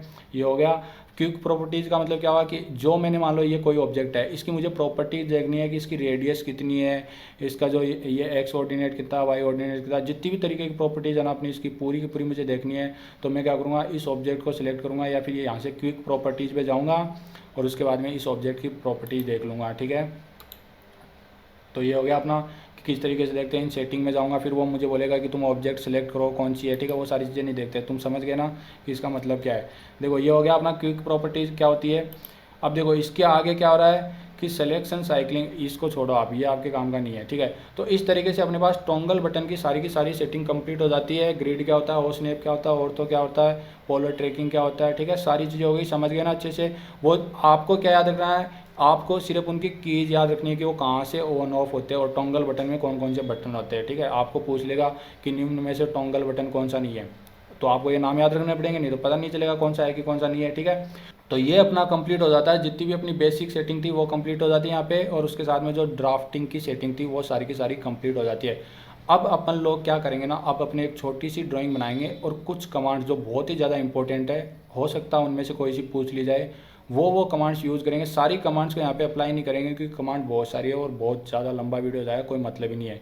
क्वेश्चन में तो आपको सीधा का सीधा अलाइस देगा, तो या तो आप अलाइस रट लो, नहीं तो मैं जो कुछ इंपॉर्टेंट कमांड है जिनमें कुछ लोग कंफ्यूज है, क्विज में ही बोल रहे थे, ऑब्जेक्शन आया था कि सर फिलेट और चैम्पर आप गलत बता रहे हो, अभी प्रूव करके दिखा देता हूँ भाई क्या चीज़ होती है। तो इस तरीके की जो कमांड्स है जहाँ पे आपको कन्फ्यूजन हो सकता है, या फिर आपको कोई पढ़ा रहा है वो गलत आपको बता दे, क्वेश्चन गलत हो जाए, तो वो सारी कमांड्स अपन यूज़ करते हैं, ठीक है। तो देखो सबसे पहले अपन क्या देखते हैं कि ये जो मैंने ऑब्जेक्ट बना रखे, अगर उनमें से कोई डिलीट करना है तो वो कैसे करेंगे, ठीक है। किसी भी ऑब्जेक्ट को डिलीट करने के अपने पास में 3 मेथड होते हैं। पहला मेथड क्या होता है कि मैं पूरी की पूरी स्क्रीन को क्लियर कर दूं तो सारे ऑब्जेक्ट डिलीट हो जाएंगे, वो मैं यहाँ बटन से कर सकता हूँ। दूसरा मेरे पास में क्या होता है कि मैं किसी कमांड का यूज़ करके किसी ऑब्जेक्ट को डिलीट कर सकता हूँ, ठीक है। For example erase command. अब इरेज कमांड का अलाइस क्या होता है तुम बताओ फटाफट। तीसरा जो मेथड और इम्पोर्टेंट मेथड है जिसमें से क्वेश्चन आपके पूछा जा सकता है वो है विंडो सिलेक्शन मेथड, ठीक है। विंडो सिलेक्शन मेथड 2 तरीके का होता है और वहाँ से क्वेश्चन जरूर पूछा जा सकता है। देखो वो विंडो सिलेक्शन मेथड क्या होता है। देखो मैंने आपको क्या बताया था कि जो है मैं एक विंडो सेलेक्ट करता हूँ, कैसे, मैं लेफ़्ट टू राइट से एक विंडो सेलेक्ट कर सकता हूँ या फिर राइट टू लेफ्ट कर सकता हूँ। पहला क्वेश्चन तो बनता है कि वो कलर क्या होता है, दोनों विंडो जो सेलेक्ट करते हो उनका कलर क्या होता है, और दूसरा क्या होता है उनकी कंडीशन होती है कि कौन सा ऑब्जेक्ट डिलीट होएगा कि नहीं होएगा। अभी कुछ समझ नहीं आ रहा ना, देखो अभी आएगा। देखो अभी अपन लोग चलते हैं किधर से, अपना राइट टू लेफ्ट, ठीक है। राइट टू लेफ्ट समझ गए ना, ये मेरा राइट साइड है और अभी मैं इधर लेफ्ट की तरफ चलता हूँ। कैसे, मैं कर्सर को यहाँ पे लगाऊंगा, उसके बाद माउस को प्रेस करूँगा और उसके बाद देखो ऐसे चलूँगा। देखो ऐसे चला तो मेरे पास में एक देखो विंडो बन रही है ना, बॉक्स सा बन रहा है, और इसका कलर कैसा है, ग्रीन कलर है, ठीक है। तो इसका मतलब क्या हुआ कि आप जब विंडो सिलेक्शन मेथड में राइट टू लेफ्ट चलते हैं तो आपके पास ग्रीन कलर की विंडो बनती है, और उसकी कंडीशन क्या होती है, देखो मैंने इस ऑब्जेक्ट को ओनली टच किया अभी, ठीक है, थोड़ा सा टच किया, पूरा का पूरा ऑब्जेक्ट सेलेक्ट हो गया। तो अब आपके क्वेश्चन किस तरीके से बनेगा, क्वेश्चन इस तरीके से बनेगा कि जो आपका विंडो सिलेक्शन मेथड होता है राइट टू लेफ्ट, उसमें विंडो किस कलर की बनती है, दूसरा कि अगर आप ऑब्जेक्ट को टच करते हो तो क्या पूरा ऑब्जेक्ट सेलेक्ट हो जाता है या फिर नहीं होता, ठीक है, सिंपल है। देखो मैंने टच किया था इस ऑब्जेक्ट को, पूरा सेलेक्ट हो गया, ठीक है। तो मतलब मैं इस पूरे को डिलीट कर सकता हूँ। अब देखो जैसे डिलीट बटन दबाऊंगा डिलीट हो जाएगा। तो ये तो हो गया अपने पास राइट टू लेफ्ट अगर विंडो सेलेक्ट करते हैं तो कौन सा कलर बनता है और किस तरीके से हमने डिलीट होता है। अब देखो दूसरा जो मेथड है वो क्या है। अब मैं चलता हूँ इधर से इधर, मतलब इधर लेफ़्ट टू राइट। मैंने लेफ़्ट में अपने कर्सर को प्रेस किया और उसके बाद में स्क्रॉल इधर साइड में किया। जैसे साइड किया देखो कलर चेंज हो गया है। अब ब्लू कलर की विंडो आपके पास बन रही है। मैं ऑब्जेक्ट को सिर्फ टच कर रहा हूँ, टच किया मैंने ऑब्जेक्ट को, देखो ये लाइन टच हो रही है ना, लेकिन ये सेलेक्ट नहीं हुई। क्यों? बस यही डिफरेंस है दोनों में। उधर से अगर आप राइट टू लेफ्ट चलते हो तो सिर्फ टच करते हो ऑब्जेक्ट सेलेक्ट हो रहा पूरा का पूरा, लेकिन इधर कंडीशन क्या है कि आपको पूरा का पूरा ऑब्जेक्ट सेलेक्ट करना पड़ेगा तब भी सेलेक्ट होगा। देखना दोबारा से करते हैं। ये किया मैंने, अब मैं इस लाइन को, इन दोनों लाइन को पूरा का पूरा सेलेक्ट कर लेता हूँ। पूरी सेलेक्ट हो गई। अब देखो ये दोनों लाइन सेलेक्ट हो गई। मतलब इधर आपको ऑब्जेक्ट को पूरा सेलेक्ट करना पड़ेगा, उधर से अगर आप चलते हो ग्रीन वाली साइड से तो आपको सिर्फ टच करना पड़ता है ऑब्जेक्ट को। समझ गए? तो ये यहाँ पे आपको कन्फ्यूजन हो सकता था, इसलिए मैंने आपको ये करके दिखा दिया कि क्या मेथड है, किस तरीके से अपने पास में जो ऑब्जेक्ट डिलीट होते हैं। ठीक है, तो ये तो बात होगी कि अपन ऑब्जेक्ट को डिलीट जो है कैसे कर सकते हैं। अब देखो, अब अपन लोग क्या करेंगे ना कि एक चीज़ और देखेंगे कि ये जो एक्स वाई है अपना UCS है, इसके स्टैंडर्ड ऑर्डिनेट क्या होते हैं। ठीक है, इसको मैं चेंज कर सकता हूँ, इसको मैं ऊपर नीचे कहीं भी ले जा सकता हूँ, लेकिन स्टैंडर्ड क्या होता है। और ये क्वेश्चन रेलवे में पूछा गया था और ये क्विज में भी मैंने दिया था। देखो अगर आप 2D में यूज़ कर रहे हैं तो 0,0, और अगर आप 3D में कर रहे हैं तो 0,0,0, 3 जीरो आ जाएंगे XYZ। तो आपको याद रखना है बिल्कुल कि इसका जो स्टैंडर्ड होता है, जो पहले से सेट होता है ना, वो ऑर्डिनेट 0,0 पे होता है। ठीक है, ये क्वेश्चन है पूछा गया, इसलिए मेरे को याद आ गया, बता दिया तुमको। अब देखो, अब अपन है ना कमांड्स का यूज़ करके एक छोटी सी ड्राइंग बनाते हैं फटाफट, और सारी की सारी कमांड्स आपको समझ में आ जाएगी किस तरीके से यूज़ होती है। ठीक है, तो सबसे पहले मैं अपना जो ऑर्थो मोड ऑन कर लेता हूँ ताकि मेरी लाइन है जो सारी की सारी हॉरिजॉन्टल वर्टिकल बने। अब मैं क्या करता हूँ, सबसे पहले एक स्क्वायर बनाता हूँ। क्यों? क्योंकि मैंने क्विज में एक क्वेश्चन दिया था कि आप जो स्क्वायर है उसका या फिर रेक्टेंगल जो है उसका अलाइज क्या होता है, और मोर देन 50% लोगों ने उसका आंसर गलत दिया था। ठीक है, दूसरा मैंने क्विज में एक क्वेश्चन दिया था कि जो आप स्क्वायर या फिर रेक्टेंगल है वो कितने पॉइंट्स को यूज़ करके बना सकते हो। ठीक है, दोनों क्वेश्चन अभी क्लियर हो जाएंगे। जिन लोगों का ऑब्जेक्शन था कि गलत बता रहा हूँ वो अभी देखो प्रूव हो जाएगा। देखो पहला क्या है, मैं यहाँ से रेक्टेंगल या फिर स्क्वायर जो है सेलेक्ट कर सकता हूँ, लिखा आ गया रेक्टेंगल। दूसरा मैं कमांड का यूज़ कर सकता हूँ, दोनों करके दिखाता हूँ।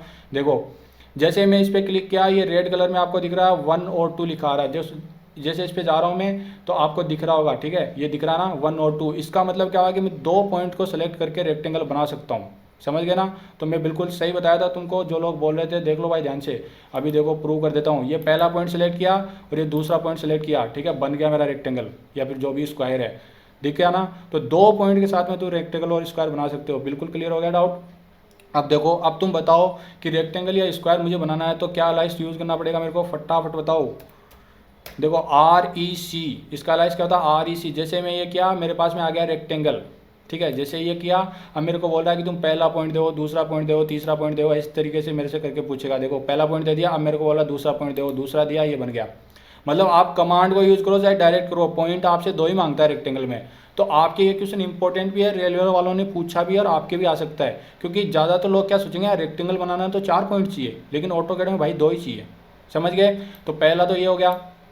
अब देखो रेक्टेंगल हो गया। अब मैं क्या बोला था आपको कि लाइन ड्रॉ करने के अपने पास में कितने मेथड होते हैं, 4 मेथड होते हैं। ठीक है, और एक वो पॉइंट वाला, तो वो तो सारे के सारे मेथड के साथ में अपन लाइन ड्रॉ नहीं करेंगे। अपन जो है एक ही मेथड को यूज़ करेंगे जो सबसे सिंपल है, L। ठीक है, और ये पहला पॉइंट, ये दूसरा पॉइंट, ये मेरी लाइन बन गई।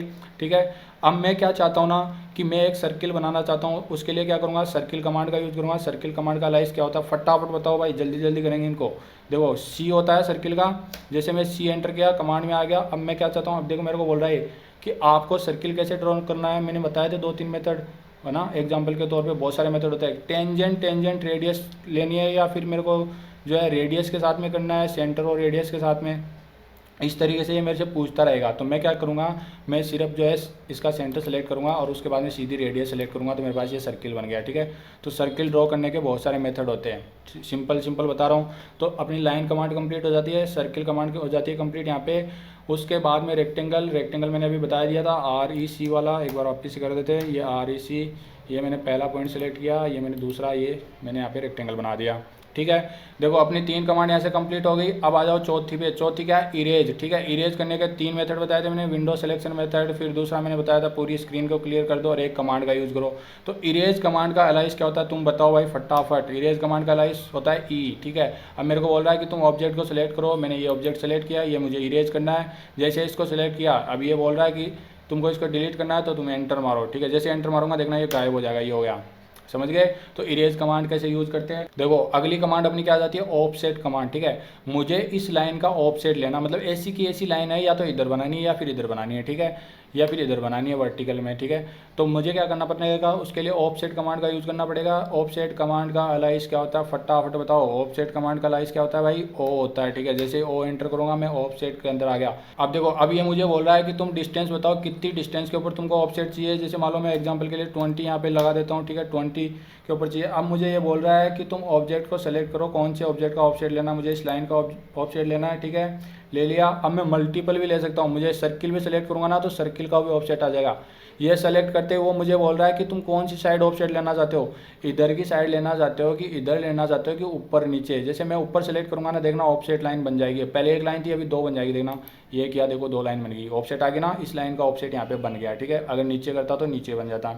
ऐसे अपने ऑफसेट कमांड यहाँ पे कंप्लीट होती है। मैं कमांड से बाहर आना चाहता हूँ। देखो ये अभी मैं कमांड से बाहर नहीं आया हूँ, क्यों? क्योंकि ये बोल रहा है कि और कितने ऑफसेट चाहिए। जितने क्लिक करूँगा उतने ऑफसेट बन जाएंगे। यहाँ पे ये क्लिक करूँगा, यहाँ पे इस लाइन को सेलेक्ट करके, तो ये लो, फिर वापस से सेलेक्ट करूँगा, फिर वापस आ गया। ठीक है, अब देखो यहाँ से आपको एक चीज़ सीखनी है।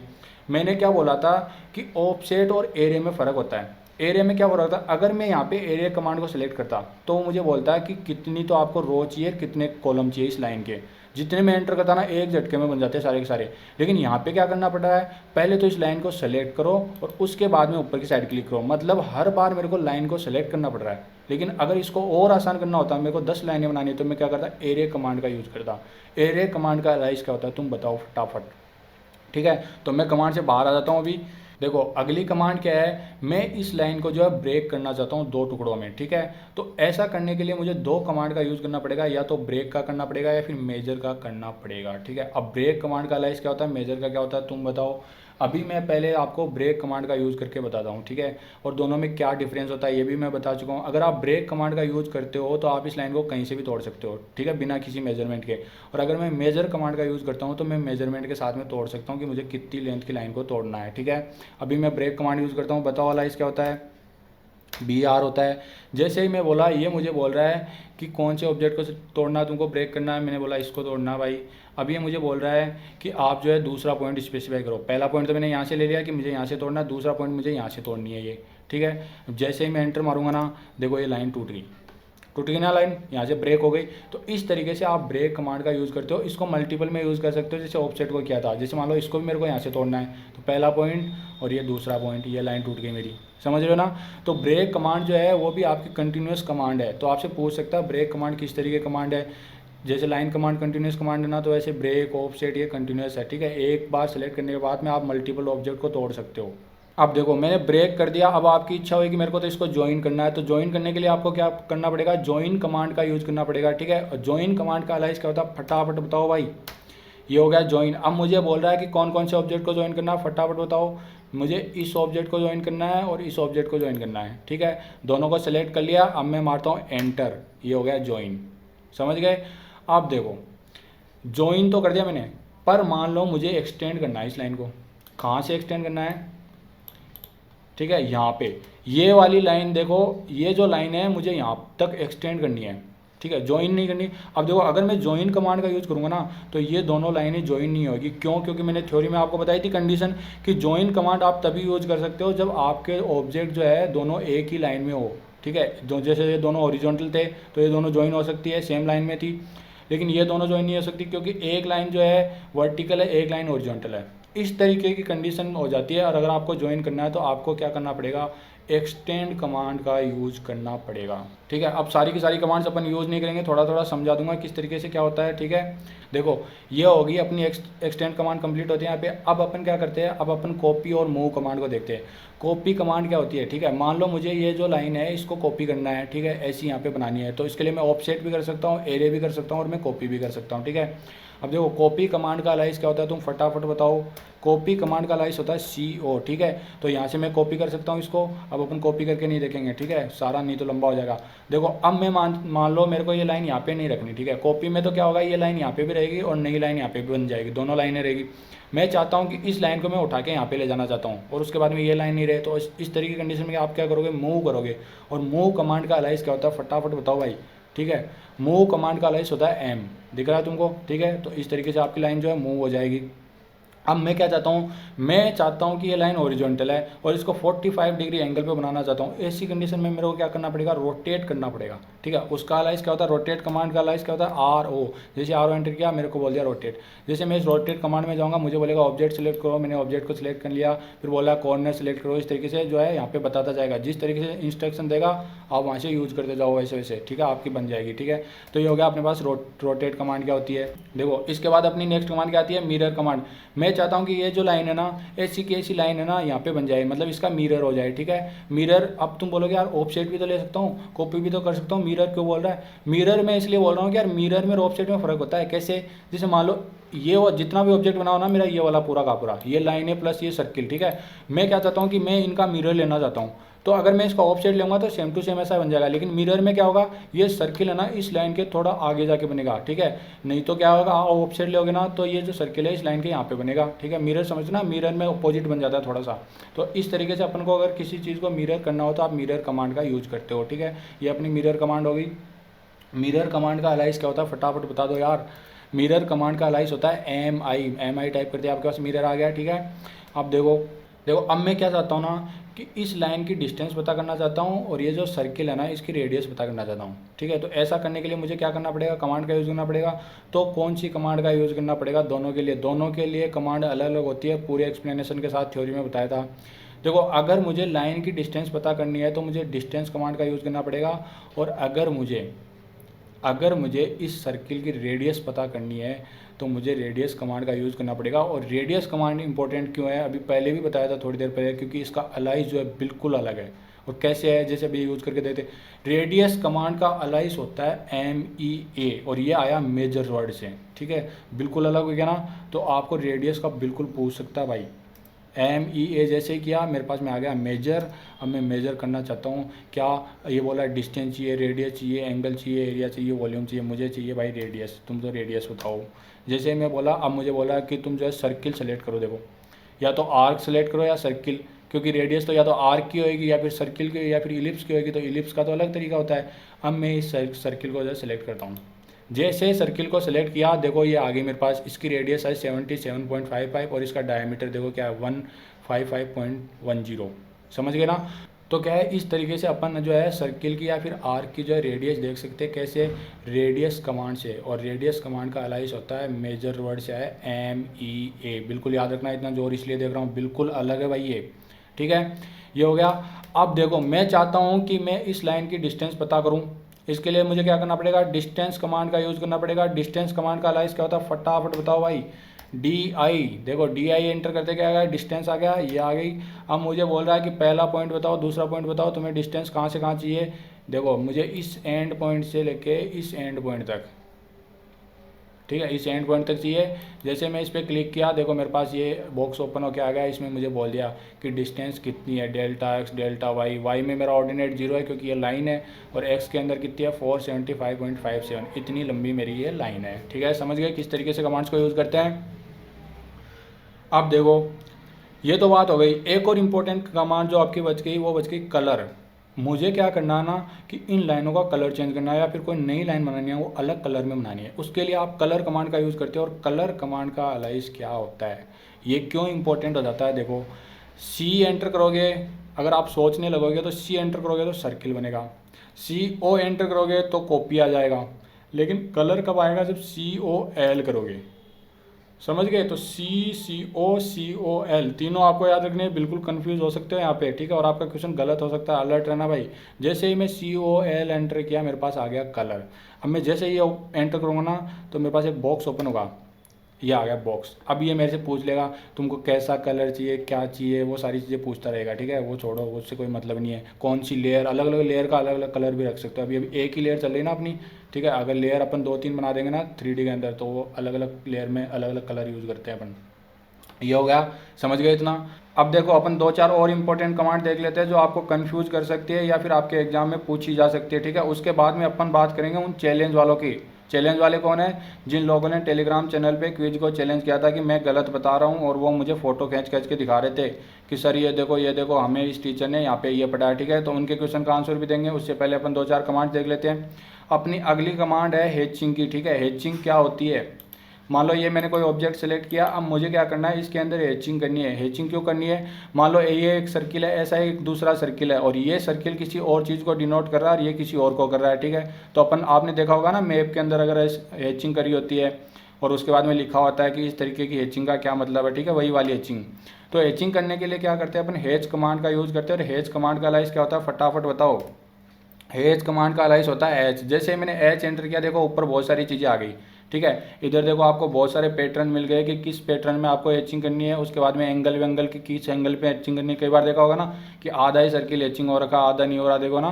तो इस तरीके से आप यहाँ से पूरी सेटिंग कर लेते हो, उसके बाद में आपकी जो है एचिंग हो जाती है, ठीक है। जैसे मान लो मैंने ये वाली एचिंग मुझे करनी है, ठीक है। उसके बाद में जैसे यहाँ पे क्लिक करूँगा ना, यहाँ पे हेचिंग हो जाएगी, ठीक है। जैसे यहाँ पे क्लिक किया, देखो हेचिंग हो गई ना। तो इस तरीके से आप हेचिंग कर सकते हो अपने किसी भी ऑब्जेक्ट के अंदर, ठीक है। उसके बाद देखो अगली जो अपनी कमांड है ना वो लाइन टाइप है, ठीक है। अपने पास बहुत सारी तरीके की लाइंस होती है, आपने देखा होगा कंस्ट्रक्शन लाइन होती है, डैश डैश लाइन होती है, कंटिन्यूस लाइन होती है। तो कई बार क्या होता है ना, अपने को अलग अलग लाइंस का यूज़ करना पड़ता है अपनी ड्राइंग्स के अंदर। तो उसके लिए अपन क्या करते हैं, लाइन टाइप कमांड का यूज़ करते हैं। और लाइन टाइप कमांड का अलाइस क्या होता है, फटाफट बताओ भाई। लाइन टाइप कमांड का अलाइस होता है एल टी। देखो जैसे एल टी एंटर किया, लाइन टाइप आ गया ना। अब जैसे मैं ये करूँगा, ओपन हो गया एक बॉक्स, ठीक है, बॉक्स ओपन हो गया। अब तुम यहाँ पे देखो आपको बहुत सारी लाइनें दिख रही है ना, ब्लॉक वाली, कंटिन्यूस लाइन, इस तरीके से बहुत सारी लाइन दिख रही है। आप यहाँ से और भी ले सकते हो, यहाँ पे अपनी लाइन सेलेक्ट कर सकते हो जो आपको चाहिए, ठीक है। यहाँ से लाइन सेलेक्ट करोगे, उसके बाद में यहाँ से लोड कर दोगे, ठीक है। जिस भी ऑब्जेक्ट में आपको लोड करनी है वहाँ पे लोड कर दोगे, उसके हिसाब से आपकी जो है लाइनें बन जाएगी, ठीक है। तो इस तरीके से अपन जो है अलग अलग तरीके की लाइनें यहाँ से चूज़ कर सकते हैं। उसके बाद देखो ये तो मैंने लाइन चूज़ कर ली। अब मान लो आपको जो है लाइन की थिकनेस चाहिए, किसी में ज़्यादा चाहिए, किसी में कम चाहिए। तो उसके लिए आप जो है लाइन वेट कमांड का यूज़ करोगे। लाइन वेट कमांड का अलाइस क्या होता है, LW, ठीक है। जैसे मैं LW एंटर किया, लाइन वेट आ गया मेरे पास। अब देखो जैसे ये करूँगा बॉक्स ओपन होएगा। अब मुझे ये पूछ रहा है बताओ कि कितनी थिकनेस तुमको चाहिए। जैसे यहाँ पे अलग अलग थिकनेस दे रखी है, आप जो है यहाँ से कस्टमाइज भी कर सकते हो अपनी थिकनेस को, ठीक है। यहाँ से भी कर सकते हो। इस तरीके से जो है आप अलग अलग थिकनेस की जो है लाइन्स यहाँ पे यूज कर सकते हो, ठीक है। तो लाइन वेट कमांड का अलाइस क्या हुआ, LW, और लाइन टाइप का क्या हुआ, LT, और एच अपनी हो गई एच। देखो ये तो हो गई अपनी इंपॉर्टेंट कमांड जो मेरे हिसाब से आपसे पूछ सकता है या फिर जहाँ पे आप कंफ्यूज हो सकते हो, ठीक है। चलो आ जाओ भाई, अब उन चैलेंज वालों की बात करते हैं। पहले तो ये सुनो चैलेंज क्या था, जिनको नहीं पता। चैलेंज ये था कि मैंने आपको पढ़ाया, उसके बाद नोट्स दिए, उसके बाद टेलीग्राम चैनल पे एक क्विज डाला और उसमें मैंने पूछा कि फिलेट क्या होती है, चैम्फर क्या होती है, और मैंने एक आंसर भी दिया, ठीक है। कुछ लोगों ने क्या किया, उस आंसर को चैलेंज कर दिया और मुझे बोलने लगे कि सर आप तो कुछ भी पढ़ा रहे हो, गलत पढ़ा रहे हो। मैं बोला कैसे, तो बोले कि आप उल्टा बता रहे हो फिलेट और चैम्फर का मतलब, और मुझे नोट्स की फ़ोटो क्लिक करके भेजने लगे जहाँ से उन्होंने पढ़ा था, ठीक है। और बोले कि सर हमने यहाँ से पढ़ा था इस सेंटर से और उन्होंने हमें ऐसा बताया था, ठीक है। अब देखो भाई ऐसा है, उस टीचर ने तुमको क्या बताया मेरे को उससे कोई मतलब नहीं है। मैंने आपको नोट्स पहले ही दे दिया, आप जाके देख लो। अभी मैं आपकी आंखों के सामने प्रूव करके दिखा देता हूँ कि फिलेट तो क्या होता है, चैम्फर क्या होता है। उसके बाद मेरे नोट्स को मैच कर लेना कि मैंने सही पढ़ाया कि गलत पढ़ाया, ठीक है। देखो आ जाओ, सबसे पहले अपन क्या करेंगे, एक रेक्टेंगल बनाएंगे। ये मैंने एक रेक्टेंगल बना दिया, ठीक है। अब मैं क्या करूँगा, इसके एक कॉर्नर को फिलेट करूँगा, एक कॉर्नर को चैम्फर करूँगा, ठीक है। आपको बिल्कुल क्लियर हो जाएगा कि कौन सा सही है, मैं सही हूँ कि वो सही है, ठीक है। आ जाओ भाई, देखो इस कॉर्नर को मैं फिलेट करना चाहता हूं तो मुझे क्या करना पड़ेगा, फिलेट कमांड का यूज़ करना पड़ेगा।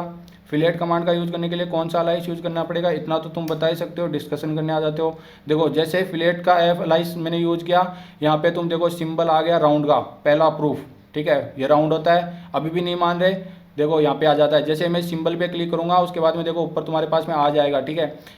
ये आ गया, देखो 1 और 2 राउंड हो रखा है, अभी भी नहीं मान रहे, चलो आगे दिखाते तुमको। देखो ये मेरे से बोल रहा है कि तुम पहला ऑब्जेक्ट सेलेक्ट करो, ये मैंने सेलेक्ट कर लिया, ठीक है। उसके बाद देखो ये मेरे को क्या बोल रहा है, यहाँ पे देखो रेडियस, रेडियस को मांग रहा है। अगर फ्लेट बनाना होता इसको तो ये मेरे से डिस्टेंस मांगता, पर ये तो रेडियस मांग रहा है। इसका मतलब ये पक्का ही कॉर्नर जो है राउंड बनाने वाला है। चलो फिर भी देख लेते हैं, ये मैंने R एंटर किया, ठीक है। जैसे R एंटर करूँगा उसके बाद ये मेरे को रेडियस की वैल्यू मांग रहा है, ठीक है। मैं रेडियस की वैल्यू 2 दे देता हूँ अभी के लिए, ठीक है। जैसे मैं 2 दूंगा उसके बाद में ये मेरे से बोल रहा है कि दूसरा कोना तुम सेलेक्ट करो, दूसरा ऑब्जेक्ट जिसको तुम करना चाहते हो। जैसे ही देखना मैं इसको सेलेक्ट करूँगा ना, ये राउंड हो जाएगा तुम्हारी आंखों के सामने और उस टीचर के पास पहुँच जाना कि देख भाई ये वीडियो देख और ये इसके नोट्स देख। ये लो भाई, हो गया राउंड। अब ये फ्लैट है कि राउंड है, तुम बताओ, हो गया ना। अब मैं तुमको चेम्फर और यूज़ करके दिखाता हूँ। चेम्फर क्या होता है, देखो अभी मैं कमांड से बाहर आ गया। अब देखो यहाँ पे देखो कमांड से बाहर हूँ। अब मैं CHA चेम्फर कमांड का यूज़ करूँगा, इसका अलावा CHA, ठीक है। देखो ये आ गया ना चेम्फर, ठीक है। और यहाँ पे तुम इसके पता नहीं तुमको दिख रहा है कि नहीं दिख रहा, ये देख लो। जैसे मैं इसको किया देखो ये कोना कैसा दिखा रहा है तुमको, फ्लैट दिखा रहा ना। अभी भी नहीं मांग रहे, कोई बात नहीं यार, नहीं मान रहे तो अभी दिखा देते हैं। ये हो गया। अब देखो ये मेरे को पूछ रहा है कि पहली लाइन सेलेक्ट करो, ये मैंने सेलेक्ट कर ली। अब मेरे को देखो यहाँ पे पूछ रहा है डिस्टेंस या फिर एंगल, ठीक है। किस एंगल पे तुमको ये चेम्फर करना है, या फिर तुम जो है यहाँ से यहाँ की डिस्टेंस दो और यहाँ से यहाँ की डिस्टेंस दो, उसके बाद में क्या है ये हो जाएगा चेम्फर। अब देखो मैं बोलता हूँ मैं डिस्टेंस दूंगा, एंगल नहीं, डिस्टेंस दिया D। अब बोल रहा है कि मेरे को डिस्टेंस की तुम वैल्यू बताओ, ठीक है। इस यहाँ से लेके यहाँ तक की वैल्यू बताओ कि कहाँ से तुम जो है काटना चाहते हो इसको। मैं मान लो डिस्टेंस की वैल्यू दे देता हूँ 3, दे दिया, ठीक है। अब मेरे को बोल रहा है दूसरी साइड, इसका मतलब इस वाली लाइन पे कहाँ से काटना चाहता हूँ वो डिस्टेंस दो, मान लो वो भी मैं दे देता हूँ 3, ठीक है, दे दिया। अब मेरे को बोल रहा है वो लाइन सेलेक्ट करो, जो कोना सेलेक्ट करो जिसको काटना चाहते हो। ये सेलेक्ट करूँगा, देखना भी हो जाएगा।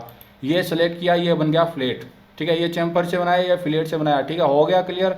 अब दोबारा भाई जिद मत करना, तुम जिद करो तो तभी किया करो जब तुमको भरोसा हो गले के ऊपर, ठीक है। ये क्लियर हो गया तुम्हारा फ्लैट और चेम्फर क्या होता है, ठीक है। याद भी रखना, ये एग्जाम पॉइंट ऑफ व्यू से भी इंपॉर्टेंट है, चैलेंज वालों के लिए, अकेलों के लिए नहीं है। एग्जाम में भी ये पूछ सकता है क्योंकि दोनों में कन्फ्यूजन यहाँ पे होता ही होता है बच्चे को, ठीक है। देखो भाई अपनी जितनी भी कमांड्स थी जो आपको मेरे को बतानी चाहिए थी मैंने बता दी। मेरे हिसाब से ये इंपॉर्टेंट थी जो आपके एग्जाम में आ सकती है। बाकी नोट्स में मैंने आपको बहुत सारी कमांड लिखी है, उनके एलाइस लिखे, तो आप वहाँ से जाके सीधा सीधा उनके एलाइस याद कर लेना, ठीक है। अब कुछ कमांड जो बहुत ही ज़्यादा इंपॉर्टेंट है और यहाँ पे मैंने बताई नहीं, ठीक है। अब उनका एलाइस ही तुमको याद करना है। क्यों करना है, क्योंकि उनको बताने का कोई लॉजिक ही नहीं है, ठीक है। उनमें किसी तरीके का कोई कन्फ्यूजन ही नहीं है, वीडियो को लंबा करने का कोई मतलब नहीं है, ठीक है। तो तुम क्या करना, सीधे सीधे सारी की सारी जितनी कमांड मैंने अभी आपको बताई है ना नोट्स के अंदर, उन सब के एलाइस याद कर लेना, रट लेना, लिख लेना कहीं भी। और इस वीडियो को 2-3 बार देखना और उसके बाद में आपको बिल्कुल क्लियर हो जाएगा कि किसका मतलब क्या होता है। जैसे मान लो आप पढ़ के जाते तो फिलेट और चेम्फर में कन्फ्यूजन ही रहता, ठीक है। आपको लोग कोई कुछ बोलता, लेकिन अभी आपके आंखों के सामने हुआ है तो आपको याद रहेगा एग्जाम तक, ठीक है। तो यही मकसद था इसका, इस वीडियो को बनाने का, कि आपको बिल्कुल क्लियर हो जाए, जिन्होंने ऑटोकैड अभी तक देखा भी नहीं है और जिनको डाउट आ जाते हैं बीच बीच में, कंफ्यूज हो जाते हैं किसका मतलब क्या है उनके लिए, ठीक है।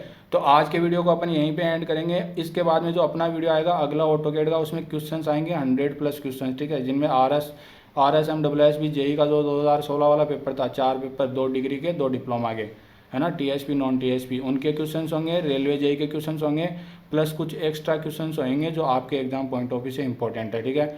अब देखो वो आएगा वीडियो 2 दिन बाद में, क्यों, क्योंकि मैं चाहता हूँ कि तुम सारा रिवाइज कर लो पहले, ठीक है, तब भी तो क्वेश्चन सॉल्व करोगे, क्योंकि वो वीडियो लाइव होएगा। तो पहले तो तुम सारे वीडियोस देख लो, नोट्स देख लो, ये वीडियो देख लो, और उसके बाद में 2 दिन बाद में अपन वो वीडियो लेके आएंगे, ठीक है।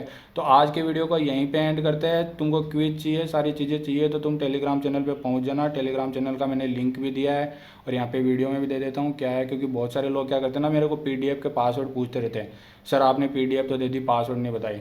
पासवर्ड मैं बताता हूँ यार चैनल के ऊपर, लेकिन कुछ लोग क्या करते हैं अपने चैनल से कॉपी करके मटेरियल दूसरे चैनल पे ले जाते हैं। अब इस तरह की कंडीशन में क्या, वो ना पासवर्ड कॉपी करना भूल जाते हैं और उसके बाद में बच्चे कंफ्यूज होते रहते हैं, ठीक है। तो पासवर्ड भी बता देता हूँ, ठीक है। कुछ लोग जो है चैनल को ज्वाइन नहीं करना चाहते, कोई दिक्कत नहीं है, पासवर्ड सुन लो भाई। पासवर्ड है इंजीनियर्स DNS स्मॉल लेटर में। मेरी जितनी भी PDF अभी तक आ चुकी है नोट्स की और जो आगे आएगी, सबका एक ही पासवर्ड होता है, इंजीनियर्स DNS स्मॉल लेटर में, ठीक है। ये टाइप करोगे तो आपकी PDF खुल जाएगी, आप उसको यूज कर सकते हो, ठीक है।